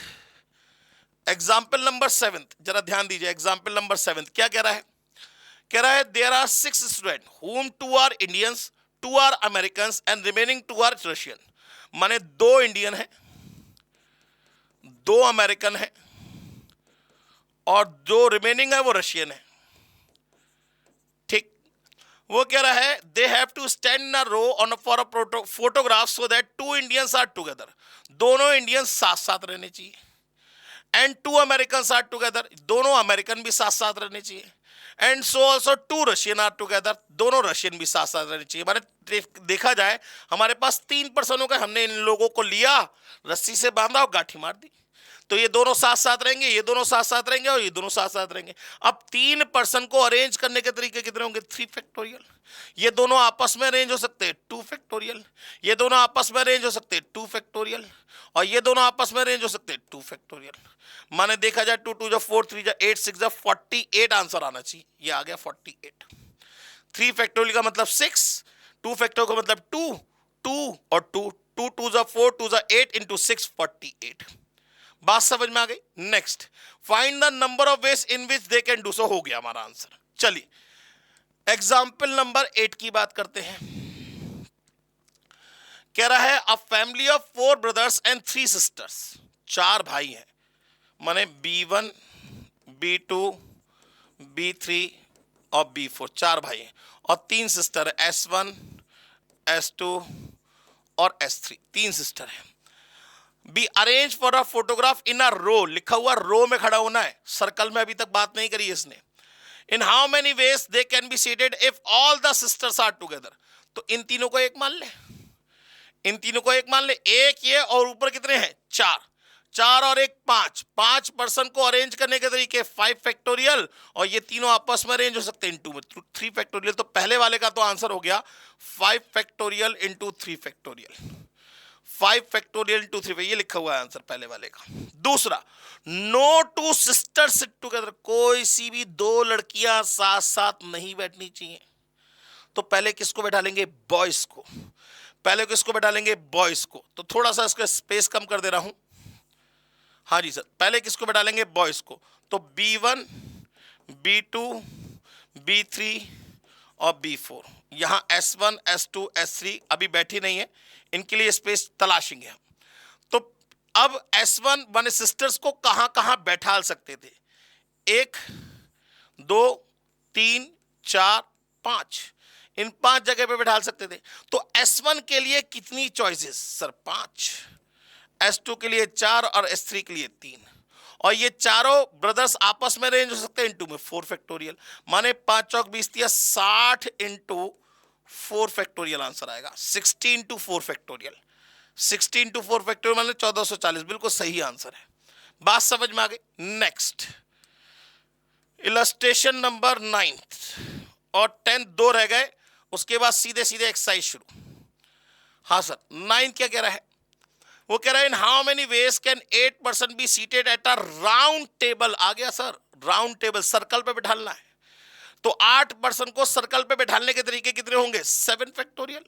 भाई n पर्संस को सर्कल पे बैठाने के तरीके कितने होते हैं, n-1 फैक्टोरियल। तो 8 पर्संस को सर्कल पे बैठाने के तरीके कितने होंगे, 7 factorial. In how many cases will 2 particular person sit together, round table पे ही बैठाना है और 2 पर्टिकुलर पर्सन साथ साथ बैठने चाहिए। तो पहले हम क्या करें, 8 में से 2 को एक मान ले, इसको एक मान लिया, एक, बाकी बचे कितने, 6 पर्सन यहां बचे, 6 ये 1 ये, कितने हो गए, 7। 7 पर्सन को सर्कल पे, भाई देखिए 6 ये 1 ये, क्योंकि 2 को एक माना है, आपने इन दोनों को मिला के क्या माना है, एक माना है। तो 6 ये 1 ये 7 पर्सन को सर्कल पे बैठाने के तरीके कितने होंगे सर, 6 फैक्टोरियल। एक हमेशा फिक्स हो जाता है, और ये दोनों आपस में भी अरेंज हो सकते हैं इनटू में 2 फैक्टोरियल। तो आंसर कितना आ जाएगा, 1440, 1440, जरा चेक करिए, 1440 आंसर आना चाहिए, ये लिखा है 1440, ठीक है ना। नेक्स्ट एग्जाम्पल नंबर 10, वो कह रहा है 6 बॉयज एंड 5 गर्ल्स, 6 बॉय हैं, B1, B2 up to so on to B कितने हैं, 6, 5 गर्ल्स हैं, S1, S2 up to so on to S5, 5 girls हैं, ठीक है ना। वो कह रहा है are seated on a photograph in a row में खड़े हो रहे हैं, सर्कल पे नहीं, that so such that no 2 girls sit together and no 2 boys sit together, दोनों बातें होनी चाहिए, ना ही कोई 2 लड़कियां साथ साथ बैठे और ना ही कोई 2 लड़के साथ साथ बैठे, ना ही कोई 2 लड़कियां साथ साथ बैठे, ना ही कोई 2 लड़के साथ साथ बैठे। आप ये भी कह सकते हैं इसको boys and girls be alternative, ये भी बोल सकते हैं आप, क्या बोल सकते हैं, बी ऑल्टरनेटिव, ये वाली कंडीशन भी बोल सकते हैं, ठीक है ना। ये दोनों क्या हो, एक के बाद एक हो, ठीक है ना। तो ये पूछ रहा है find the number of veg, तो बताइए कि ऐसे कितने तरीके। तो पहले तो आप चेक करिए कौन कौन सी पॉसिबिलिटी बन सकती है। भाई हमारे पास 5, अगर 6 बॉयज हैं तो हमारे पास 6 ही चॉइसेस होनी चाहिए गर्ल्स के लिए। बात समझ में आ रही है। तो ऐसा तो तभी हो सकता है जब ऐसे हो S1, S2, S3, S4 और S5। तो जरा देखिए बॉयज के लिए हमारे पास 6 चॉइसेस रह जाएंगी, बॉयज के लिए हमारे पास कितनी चॉइसेस हो जाएंगी? 6 चॉइसेस हो जाएंगी, और हमारे पास कितने बॉयज हैं? 6 ही बॉयज हैं, तो हर एक के लिए एक पॉसिबिलिटी हो जाएगी। बाकी दूसरी वाली कंडीशन में ऐसा नहीं हो पाएगा। तो 6 बॉयज को बैठाने के तरीके 6 प्लेसेस है, कितना होगा? 6 फैक्टोरियल, और ये पांचों आपस में रेंज हो सकते हैं, इनटू में 5 फैक्टोरियल। तो आंसर कितना हो जाएगा? 6 फैक्टोरियल इंटू 5 फैक्टोरियल, 86,400। क्लियर हो गई बात? समझ में आ गई बात? चलिए नेक्स्ट, अब हम शुरुआत करते हैं अपने एक्सरसाइज की। बहुत टफ टफ क्वेश्चन है भाई, इतने टफ है कि आपको डर बहुत ज्यादा लगेगा। हो सकता है घबराहट, जी मचलाना, थोड़ा सिर में दर्द होना, ऐसी कुछ कंडीशन, ऐसी आपको कुछ सिम्टम्स दिखाई दे। इतने इजी क्वेश्चन है ना, बेइज्जती है ये हमारी। हमने इससे ज्यादा लेवल के क्वेश्चन अपनी क्लास में कर रखे हैं, ठीक है ना। आइए शुरुआत करते हैं। वो कह रहा है the number of ways in which 7 girls form a ring. 7 लड़कियां रिंग बना सके। रिंग का मतलब क्या हुआ? सर्कल। तो 7 पर्सन को सर्कल पे बैठाने के तरीके कितने होंगे? 6 फैक्टोरियल। क्या होंगे? 6 फैक्टोरियल। 6 फैक्टोरियल का मतलब क्या होगा? Answer 720। Next, the number of ways in which 7 boys sit in a round table. देखिए जरा ध्यान से, राउंड टेबल पे बैठाना है, so that 2 particular boys may sit together. माने 7 में से 2 को एक मान लीजिए, बाकी इधर कितने बचे? 5। 2 को एक मान लीजिए आपने, 2 को एक मान लिया, इधर कितने बचे? 5। माने इसे मान लिया हमने एक ये और 5 ये, कितने हो गए? 6। 6 पर्सन को सर्कल पे बैठाने के तरीके कितने होंगे? 6 पर्सन को सर्कल पे बैठाने के तरीके कितने होंगे? 5 फैक्टोरियल। और ये दोनों आपस में भी अरेंज हो सकते हैं, इनटू में 2 फैक्टोरियल।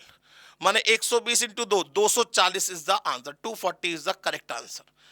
करने का तरीका समझिए, वर्बली आंसर निकलने चाहिए आपके। चलिए नेक्स्ट, क्वेश्चन नंबर 3 की बात करते हैं। वो कह रहा है 50 different jewels can be set to form a necklace. Necklace बनाने के तरीके हमेशा कितने होते हैं? n-1 factorial. नेकलेस बनाने के तरीके कितने होते हैं हमेशा? n-1 factorial divide by 2। n-1 factorial divide by 2। कितनी 50 है? कितने ज्वेल्स है? 50 है। तो 50 - 1 49 factorial divide by 2। 49 factorial divide by 2, माने आंसर हो गया B. Next question number 4। Question number 4 sir, ये क्वेश्चन नंबर 4 ना, seated around at any two and only 2 of the ladies. नहीं, ये क्वेश्चन नंबर 4 गलत है, इसको काट दीजिए आप, बिंदास होके काट दीजिए, टेंशन ना लीजिए। मैं 2005 से इस बुक को देखता हुआ आ रहा हूं, हमेशा इसका कवर पेज चेंज होता है, कभी भी अंदर का मटेरियल चेंज नहीं होता, तो अभी तक इस क्वेश्चन में सुधार नहीं हुआ है, तो इस क्वेश्चन को आप काट दीजिए। नेक्स्ट की बात करते हैं, question number 5। The number of ways in which the letter of the word dogmatic can be arrange. तो डॉगमेटिक में कितने लेटर है? 1 2 3 4 5 6 7 8 है, ठीक है ना। कैन बी अरेंज, तो 8 फैक्टोरियल। अगर रीअरेंजमेंट कहता तो -1 करते। क्या कोई लेटर रिपीट हो रहा है? नहीं। आंसर कितना होगा? 8 फैक्टोरियल माने 40,320, माने 40,320। हाँ जी सर। अब हम बात करते हैं इन 2 क्वेश्चन की। ये बड़े अच्छे क्वेश्चन है, ये 2 क्वेश्चन जो है एक पर्टिकुलर कॉन्सेप्ट पे है, वो कॉन्सेप्ट मैं आपको क्लियर करा देता हूं, उसके बाद हम आगे बढ़ते हैं। तो दोस्तों बात करते हैं क्वेश्चन नंबर 6 की। इसको समझने के लिए ना सबसे पहले एक कॉन्सेप्ट को समझिए। इसको समझने के लिए सबसे पहले कॉन्सेप्ट को समझिए, तो ज़्यादा आपके लिए फ़ायदेमंद रहेगा। बहुत ध्यान समझिएगा मेरी बात को। चलिए मैं यहाँ समझाता हूँ इसको ऐसे रहने देते हैं, ये ऐसे रहने देते हैं, इसको मिनिमाइज कर लेते हैं और यहाँ पे बात करते हैं। हाँ जी सर, ज़रा ध्यान दीजिएगा। अब मैं आपसे कोई क्वेश्चन पूछूंगा, उसका जवाब दीजिएगा। भाई आप सभी को पता है, जब भी कभी कोई टूर्नामेंट होता है, इंटरनेशनल टूर्नामेंट की बात करते हैं, तो क्रिकेट मैच की बात कर रहा हूँ, तो बेसिकली जो टीम का सिलेक्शन होता है, वो 15 प्लेयर में से 11 प्लेयर की टीम को सेलेक्ट किया जाता है। मेरी बात को बहुत ध्यान सुनिएगा। मैंने बोला कि क्रिकेट मैच के अंदर जब कभी भी कोई लीग हो, कोई इंटरनेशनल मैच हो, कोई भी बात करें, जब टीम का क्या होगा? टीम का सिलेक्शन होगा। टीम का क्या होगा? टीम का सिलेक्शन होगा। जब टीम का सिलेक्शन किया जाता है तो हमेशा 15 प्लेयर में से 15 प्लेयर्स में से 11 प्लेयर्स को सेलेक्ट किया जाता है। 15 प्लेयर में से 11 प्लेयर्स को सेलेक्ट किया जाता है। हालांकि मैं जो एग्जाम्पल दे रहा हूं वो एक कॉम्बिनेशन का एग्जाम्पल है, लेकिन इसे हम परमुटेशन में कन्वर्ट कर लेंगे। इसे हम परमुटेशन में कन्वर्ट कर लेंगे, उसके लिए आप बिल्कुल परेशान मत होइए। इसे हम परमुटेशन में कन्वर्ट कर लेंगे, इसके लिए आप बिल्कुल भी परेशान मत होइए। अब अगर मैं बात करूं तो 15 प्लेयर में से 11 प्लेयर्स का सिलेक्शन किया जाता है। मेरी वर्डिंग को ध्यान सुनिएगा, क्या किया जाता है? सिलेक्शन किया जाता है। अब मान लीजिए ये एक न्यूज आ गई, ये न्यूज आ गई कि ऋषभ पंत का एक्सीडेंट हो गया, जैसे अभी हुआ था ऋषभ पंत का एक्सीडेंट, और ऋषभ पंत इस 15 प्लेयर में से एक था। तो पहले हम 15 में से 11 को सेलेक्ट करते। अब सबको पता लग गया, न्यूज आ गई कि ऋषभ पंत का एक्सीडेंट हो गया, तो 15 में से 11 की जगह कितने में से कितने का सिलेक्शन करेंगे? भाई 15 प्लेयर में ऋषभ पंत का नाम था, तो 15 प्लेयर में से 11 प्लेयर को सिलेक्ट करना था। रात में ये न्यूज आई कि ऋषभ पंत का एक्सीडेंट हो गया, कोई लीग होने वाली थी, आईपीएल होने वाला था, मान लो कुछ भी, ठीक है ना, पाकिस्तान के साथ में मैच था। अब ऋषभ पंत का जब एक्सीडेंट हो गया तो अब आप क्या कहेंगे? यार उसकी तो बात छोड़ दो। अब 15 में से 11 का सिलेक्शन नहीं करेंगे आप, अब आप 14 में से 11 का सिलेक्शन करेंगे, हाँ या ना? 14 में से 14 में से 14 में से 11 का सिलेक्शन करेंगे। माने अगर एक पर्टिकुलर पर्सन नहीं आएगा तो आप टोटल में से तो कम करेंगे, लेकिन सेलेक्ट करने वालों में से कम नहीं करेंगे। बात सही है या नहीं है? बिल्कुल सही बात है। तो अब जरा इस पे आ जाते हैं। वो कह रहा है 7th वाले क्वेश्चन की बात करते हैं।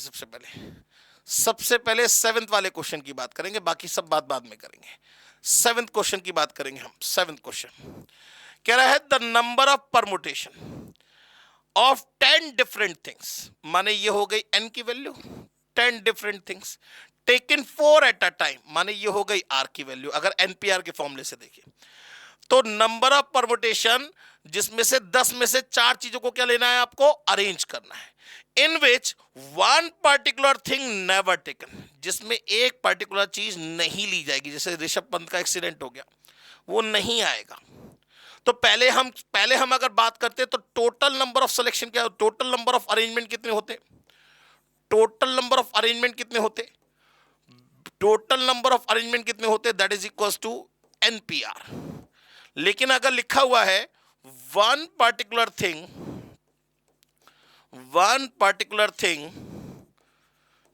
Never taken, one particular thing never taken, माने टोटल में से तो एक कम होगा, लेकिन अरेंज करने वालों में से एक कम नहीं होगा। देन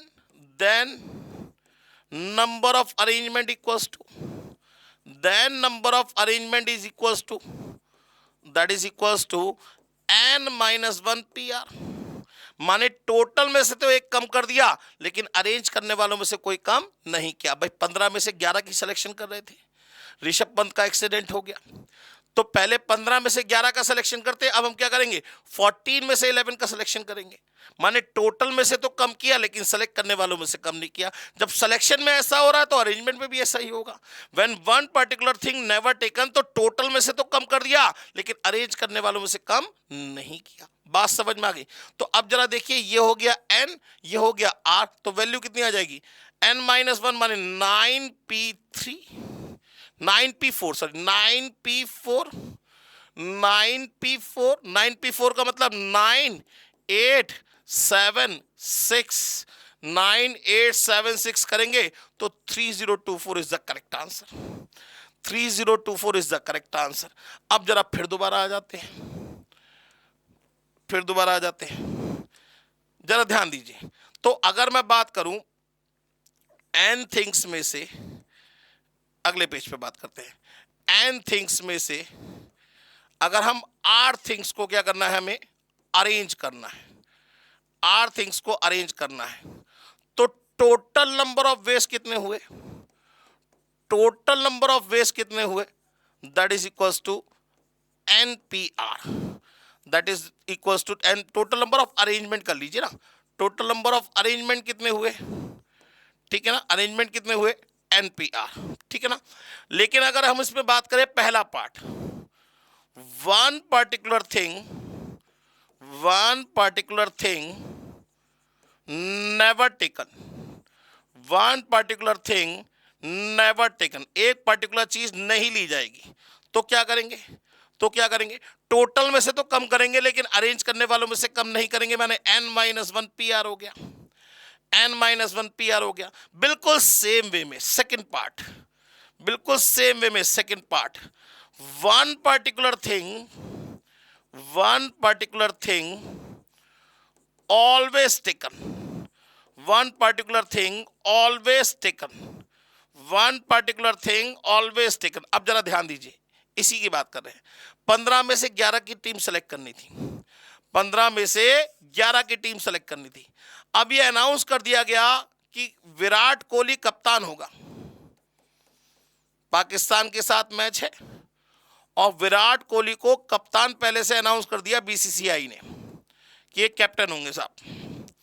अब 15 में से 11 की बात नहीं होगी भाई, ये तो मालूम है कि ये कैप्टन है तो ये तो टीम में आएगा ही आएगा।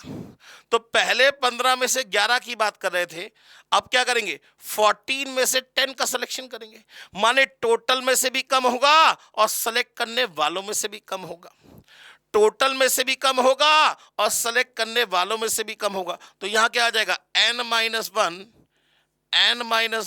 PR-1, माने टोटल में से भी कम कर दिया और जो अरेंज करना है उनमें से भी कम कर दिया। लेकिन इसमें इनटू में R और आएगा, क्यों भाई, क्यों हो सकता है भाई, देखिए ये अरेंजमेंट है, यहां ऑर्डर मैटर करता है।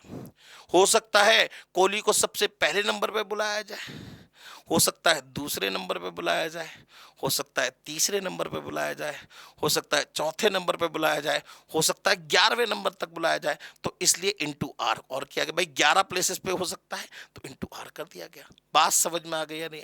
तो when one particular thing never taken, when one particular thing never taken, then the number of arrangement is n-1 PR, and when one particular thing always taken, then the number of arrangement is R into n-1 PR-1, R into n-1 PR-1, R into n-1 PR-1। बात समझ में आ गई? तो जरा ये बताइए, never taken plus always taken, never taken plus always taken, अगर मैं इन दोनों को जोड़ूं तो never taken plus always taken, that will be the total वेस, और टोटल वेस हमेशा किसके बराबर है, जरा देखिए, NPR के बराबर है। माने एक प्रॉपर्टी आ गई क्या, n-1 PR plus R into n-1 PR-1 is always equals to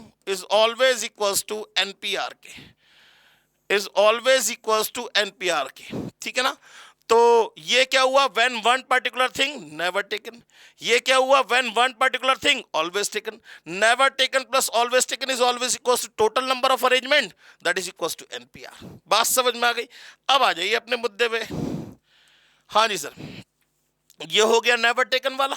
बिल्कुल सेम क्वेश्चन ऊपर जो है वो ऑलवेज टेकन वाला है। The number of arrangement of 10 different things taken 4 eight a time in which one particular thing always taken. Always taken क्या करेंगे, total में से भी माइनस होगा, अरेंज करने वालों में से भी माइनस होगा, लेकिन इनटू आर और होगा। माने यहां आंसर कितना आ जाएगा, ये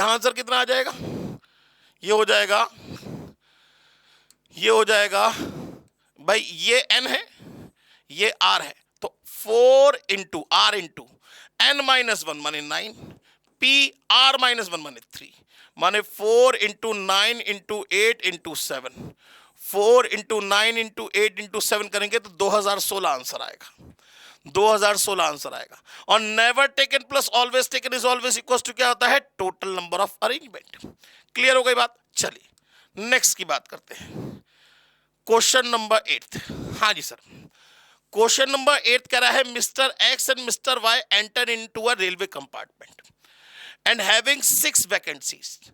यहां 6 सीटें खाली पड़ी हुई हैं, ठीक है ना, ये 6 सीटें खाली पड़ी हुई। मिस्टर एक्स आए और मिस्टर वाई आए, ये इसमें बैठना चाहते हैं हम 6 कुर्सी। तो मिस्टर एक्स के लिए कितनी चॉइसेस अवेलेबल है सर? 6।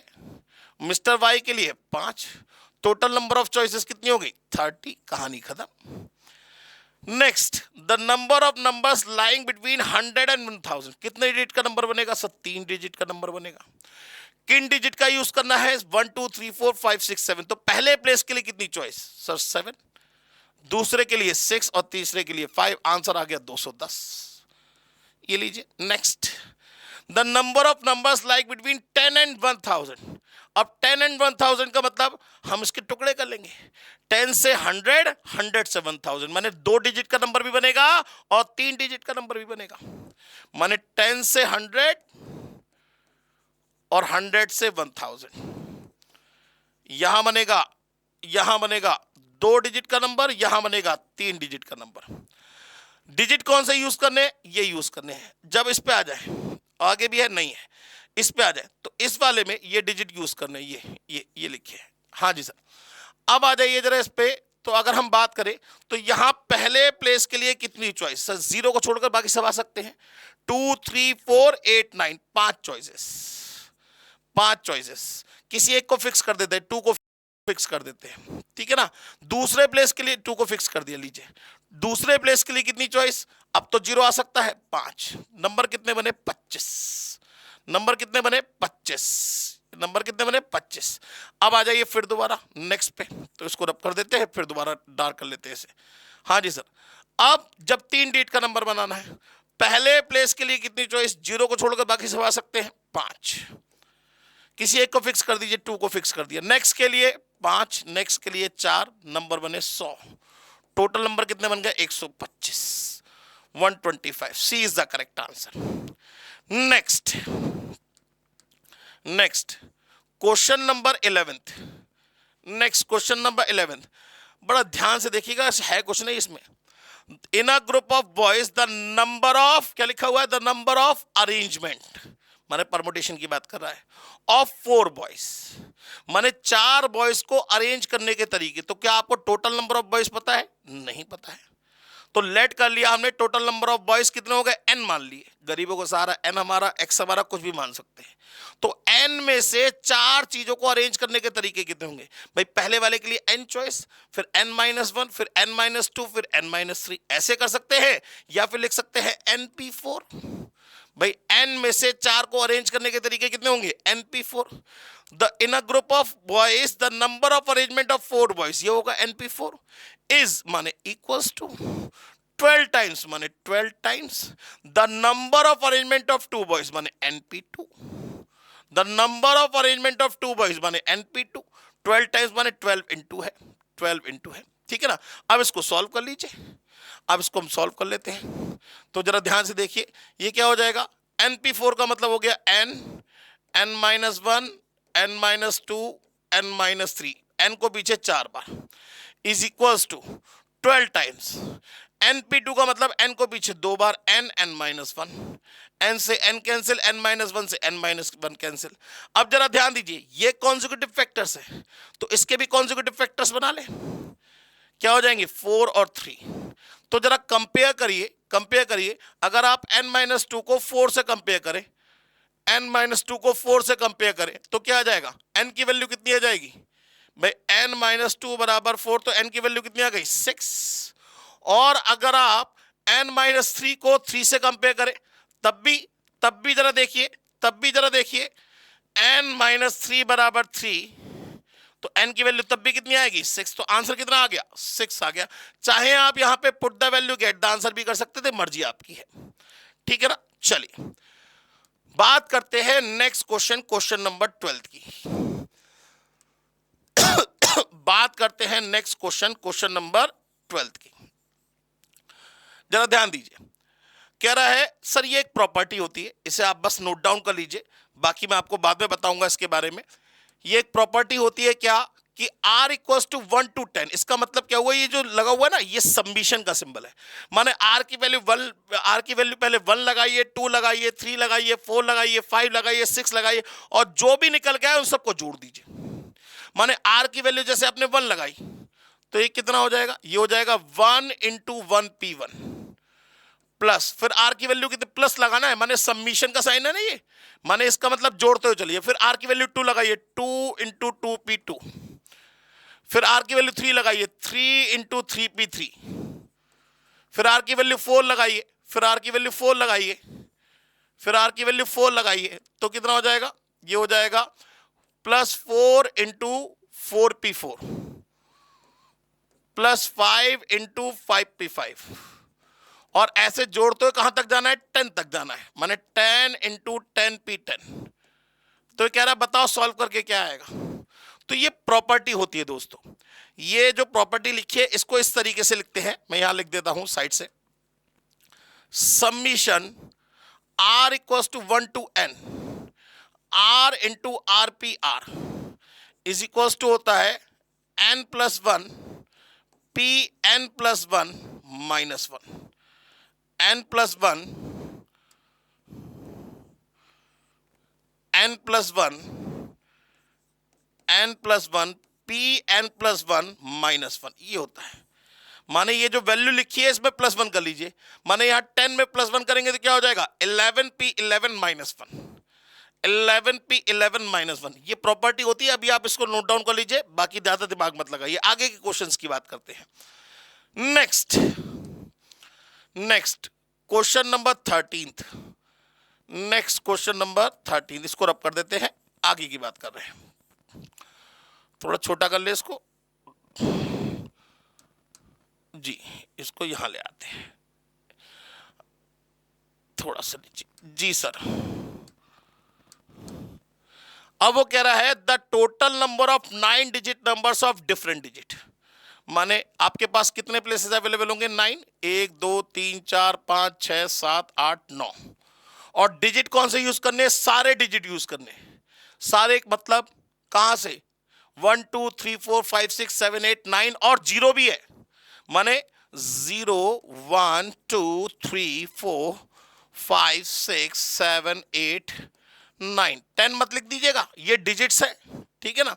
अब पहले प्लेस के लिए कितनी चॉइसेस अवेलेबल है, भाई पहले प्लेस पे जीरो तो आ नहीं सकता, पहले प्लेस पे जीरो तो आ नहीं सकता, बाकी आ सकते हैं, तो पहले प्लेस के लिए कितनी चॉइस 9, किसी एक को फिक्स कर दीजिए, किसी एक को फिक्स कर दीजिए, ये कर दिया सर। अब दूसरे प्लेस के लिए अब तो जीरो आ सकता है, अगेन 9, फिर 8, फिर 7, फिर 6 5 4 3 2, तो इसको आप चाहे तो 9 फैक्टोरियल लिख सकते हैं, तो आंसर कितना हो जाएगा 9 इंटू 9 फैक्टोरियल, 9 इंटू 9 फैक्टोरियल। बात समझ में आ गई, चलिए नेक्स्ट क्वेश्चन नंबर 14, क्या कह रहा है, वो कह रहा है the number of ways in which 6 mens can be arrange in a row so that the particular 3 men sit together. अरे यार 3 को एक मान लो भाई, 6 पर्सन है, 6 पर्सन है, ये कह रहा है 3 एक साथ बैठने चाहिए, 3 पर्सन को एक मान लो, इधर कितने बचे, इधर 3 पर्सन बचे, तो 3 को आपने क्या मान लिया, 3 को क्या मान लिया आपने, एक मान लिया, इसको रब कर दो भाई, कैसे अंडू होता है ये, इधर से होगा, हाँ 3 को क्या मान लिया आपने, एक मान लिया, तो एक ये, एक पर्सन ये, एक पर्सन ये, और 3 ये, एक पर्सन ये, 3 ये, कितने हो गए 4, 4 को अरेंज करने के तरीके 4 फैक्टोरियल, और ये तीनों आपस में अरेंज होंगे इनटू में 3 फैक्टोरियल, माने 4 फैक्टोरियल का मतलब 24, 3 फैक्टोरियल का मतलब 6, माने आंसर आएगा 144, या फिर लिख सकते हैं 4p4 इंटू 3p3, भाई 4p4 का मतलब भी 4 फैक्टोरियल, और 3p3 का मतलब क्या हुआ 3 फैक्टोरियल, तो 4 factorial into 3 factorial, same answer हो गया, ठीक है ना। चलिए next question number 15, next question number 15, तो उसको रब कर देते हैं। क्वेश्चन नंबर 15 क्या कह रहा है, क्वेश्चन नंबर 15 कह रहा है कि sir there are 5 speakers A B C D and E, ठीक है साहब, the number of ways in which A will speak always before B, A जो है वो बी से पहले बोलेगा, बात खत्म हो गई, ये बात फिक्स हो गई, ये बात क्या हो गई, फिक्स हो गई। पर्सन कितने रह गए, बाकी रह गए C D E, C D और ई। अब देखा जाए, इसको हमने एक मान लिया, एक ये 3 ये, 4 लोगों को अरेंज करने के तरीके 4 फैक्टोरियल, क्या ये दोनों आपस में अरेंज होंगे, नहीं, ये दोनों आपस में अरेंज नहीं हो सकते। क्यों? क्योंकि ए को हमेशा बी से पहले ही बोलना है। तो आंसर कितना आएगा? 4 फैक्टोरियल माने 24। 4 फैक्टोरियल माने 24। बात समझ में आ गई? चलिए नेक्स्ट क्वेश्चन की बात करते हैं, क्वेश्चन नंबर 16। नेक्स्ट क्वेश्चन की बात करते हैं, क्वेश्चन नंबर 16। तो जरा ध्यान दीजिए, क्वेश्चन नंबर 16 क्या कह रहा है?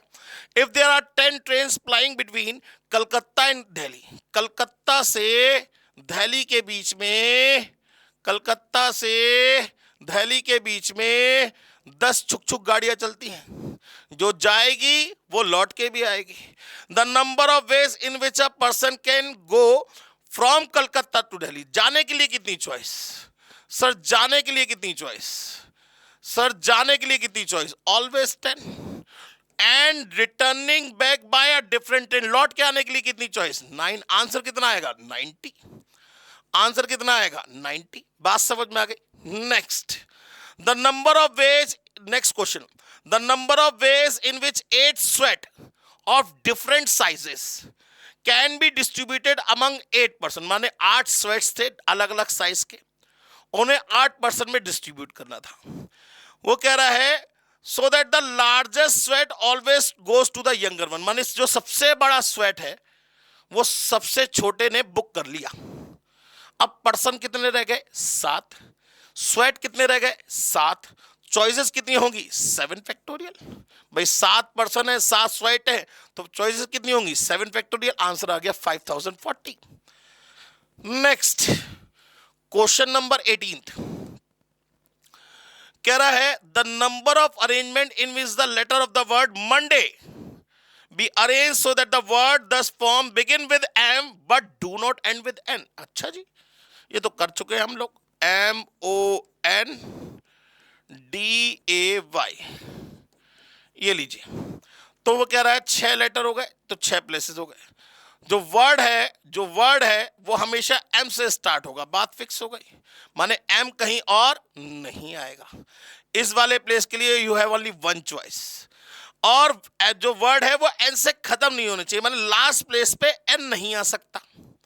लास्ट प्लेस पे एन नहीं आ सकता, तो एन के अलावा बाकी तो सब आ सकते हैं। ओ आ सकता है, डी आ सकता है, ए आ सकता है, वाई आ सकता है। तो लास्ट प्लेस के लिए you have 4 choices. Last place के लिए यू हैव 4 चॉइसेस। किसी एक को फिक्स कर दीजिए, मान ली हमने ओ को फिक्स कर दिया। अब तो कंडीशन खत्म हो गई। अब इस वाले प्लेस के लिए अब तो एन भी आ सकता है, डी भी आ सकता है, ए भी आ सकता है, वाई भी आ सकता है। 4 चॉइस, फिर 3, फिर 2, फिर 1। आंसर आ गया 4 फैक्टोरियल इंटू 4, माने 24 96। 96 इज द करेक्ट आंसर। बात समझ में आ गई? Next question number 19। It is a very good question sir, it is a very very very good question. है कुछ नहीं इस क्वेश्चन में, लेकिन आप में से ज्यादातर बच्चे इस क्वेश्चन के अंदर गलती करके आते हैं, और गलती बहुत छोटी सी, माइनर सी गलती है, बहुत छोटी सी। आपको देख के खुद को शर्म आएगी कि ये गलती क्या करी। मैं सच बता रहा हूं, ज्यादातर बच्चे इस क्वेश्चन के अंदर क्या गलती करते हैं मुझे पता है। आता सबको है, लेकिन एक छोटी सी गलती आप करके आते हैं। बहुत ध्यान सुनिएगा।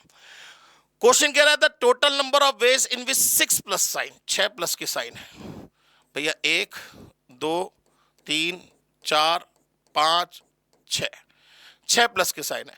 And 4 minus sign, 4 minus sign यहां लिख लेते, माइनस माइनस माइनस माइनस। ठीक।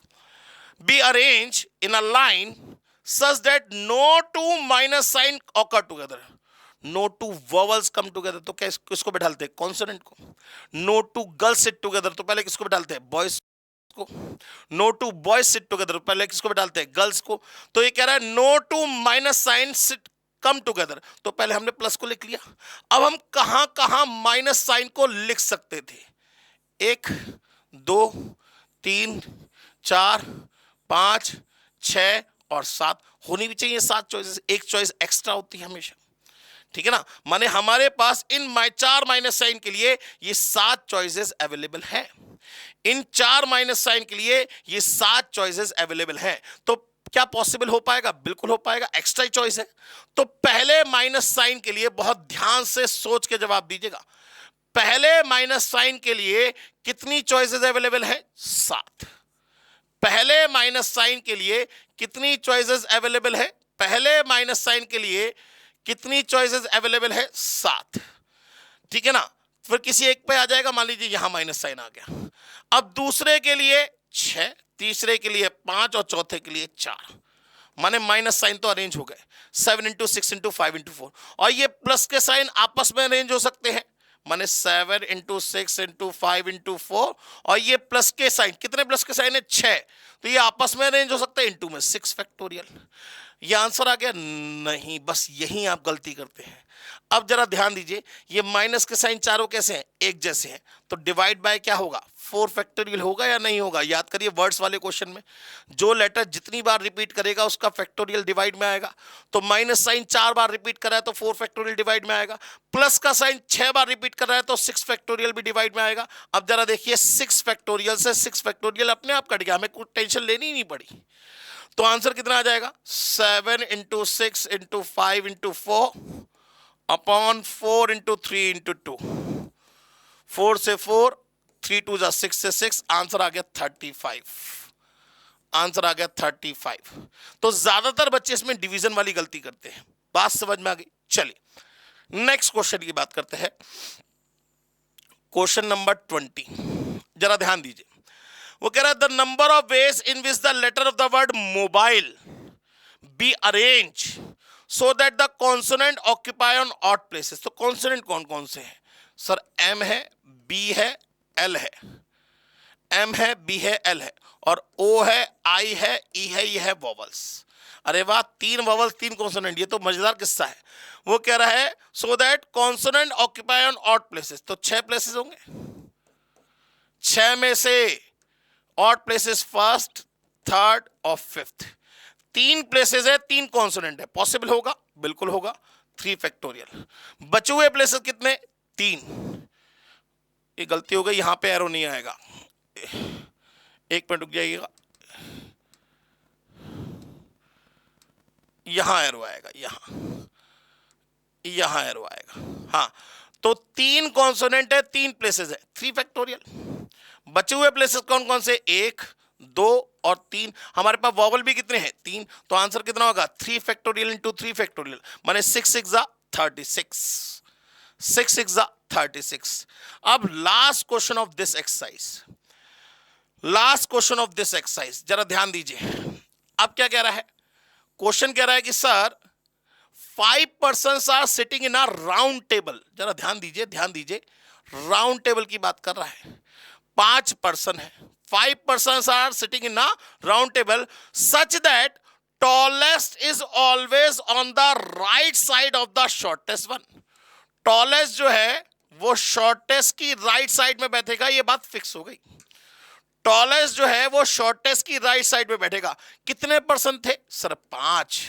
5 में से 2 तो ये हो गए, रह गए कितने इधर? 3 पर्सन इधर रह गए सर, 3 पर्सन इधर रह गए। तो इसे 1 मान लेंगे, इसे 1 मान लेंगे। 1 ये 3 ये कितने हो गए? 4।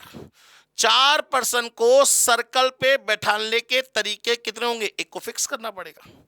4 पर्सन को सर्कल पे बैठाने के तरीके कितने होंगे? 3 फैक्टोरियल। और क्या ये दोनों आपस में रेंज हो सकते हैं? नहीं, क्योंकि टॉलेस्ट हमेशा शॉर्टेस्ट की राइट साइड में ही बैठना चाहिए। तो आंसर हो गया 3 फैक्टोरियल, माने आंसर हो गया 6। लीजिए दोस्तों, पूरी की पूरी एक्सरसाइज दोनों विद एग्जांपल्स हमने सारी डिस्कस कर ली, और उम्मीद करता हूं कि आपने जितने भी क्वेश्चन ट्राई करे होंगे उसमें से जो जो क्वेश्चन आपको प्रॉब्लम कर रहा होगा उस प्रॉब्लम का सॉल्यूशन आपको यहां से मिल चुका होगा। टेंशन बिल्कुल मत लीजिए, अपने सिर्फ कॉन्सेप्ट के ऊपर फोकस करिए। दुनिया जहान की किसी बुक से क्वेश्चन करिए, देखिए 5-7% की गारंटी तो भगवान भी नहीं ले सकता, मैं तो फिर भी एक इंसान हूं। 90 to 95% क्वेश्चन अगर आपसे सॉल्व हो पा रहे हैं, इसका मतलब ये परमुटेशन का टॉपिक आपका क्लियर हो चुका है। बाकी जब आप एडिशनल क्वेश्चन करेंगे तो आपको और सेटिस्फेक्शन मिलेगा, ठीक है ना। तो आज की क्लास को दोस्तों ओवर यहीं करते हैं।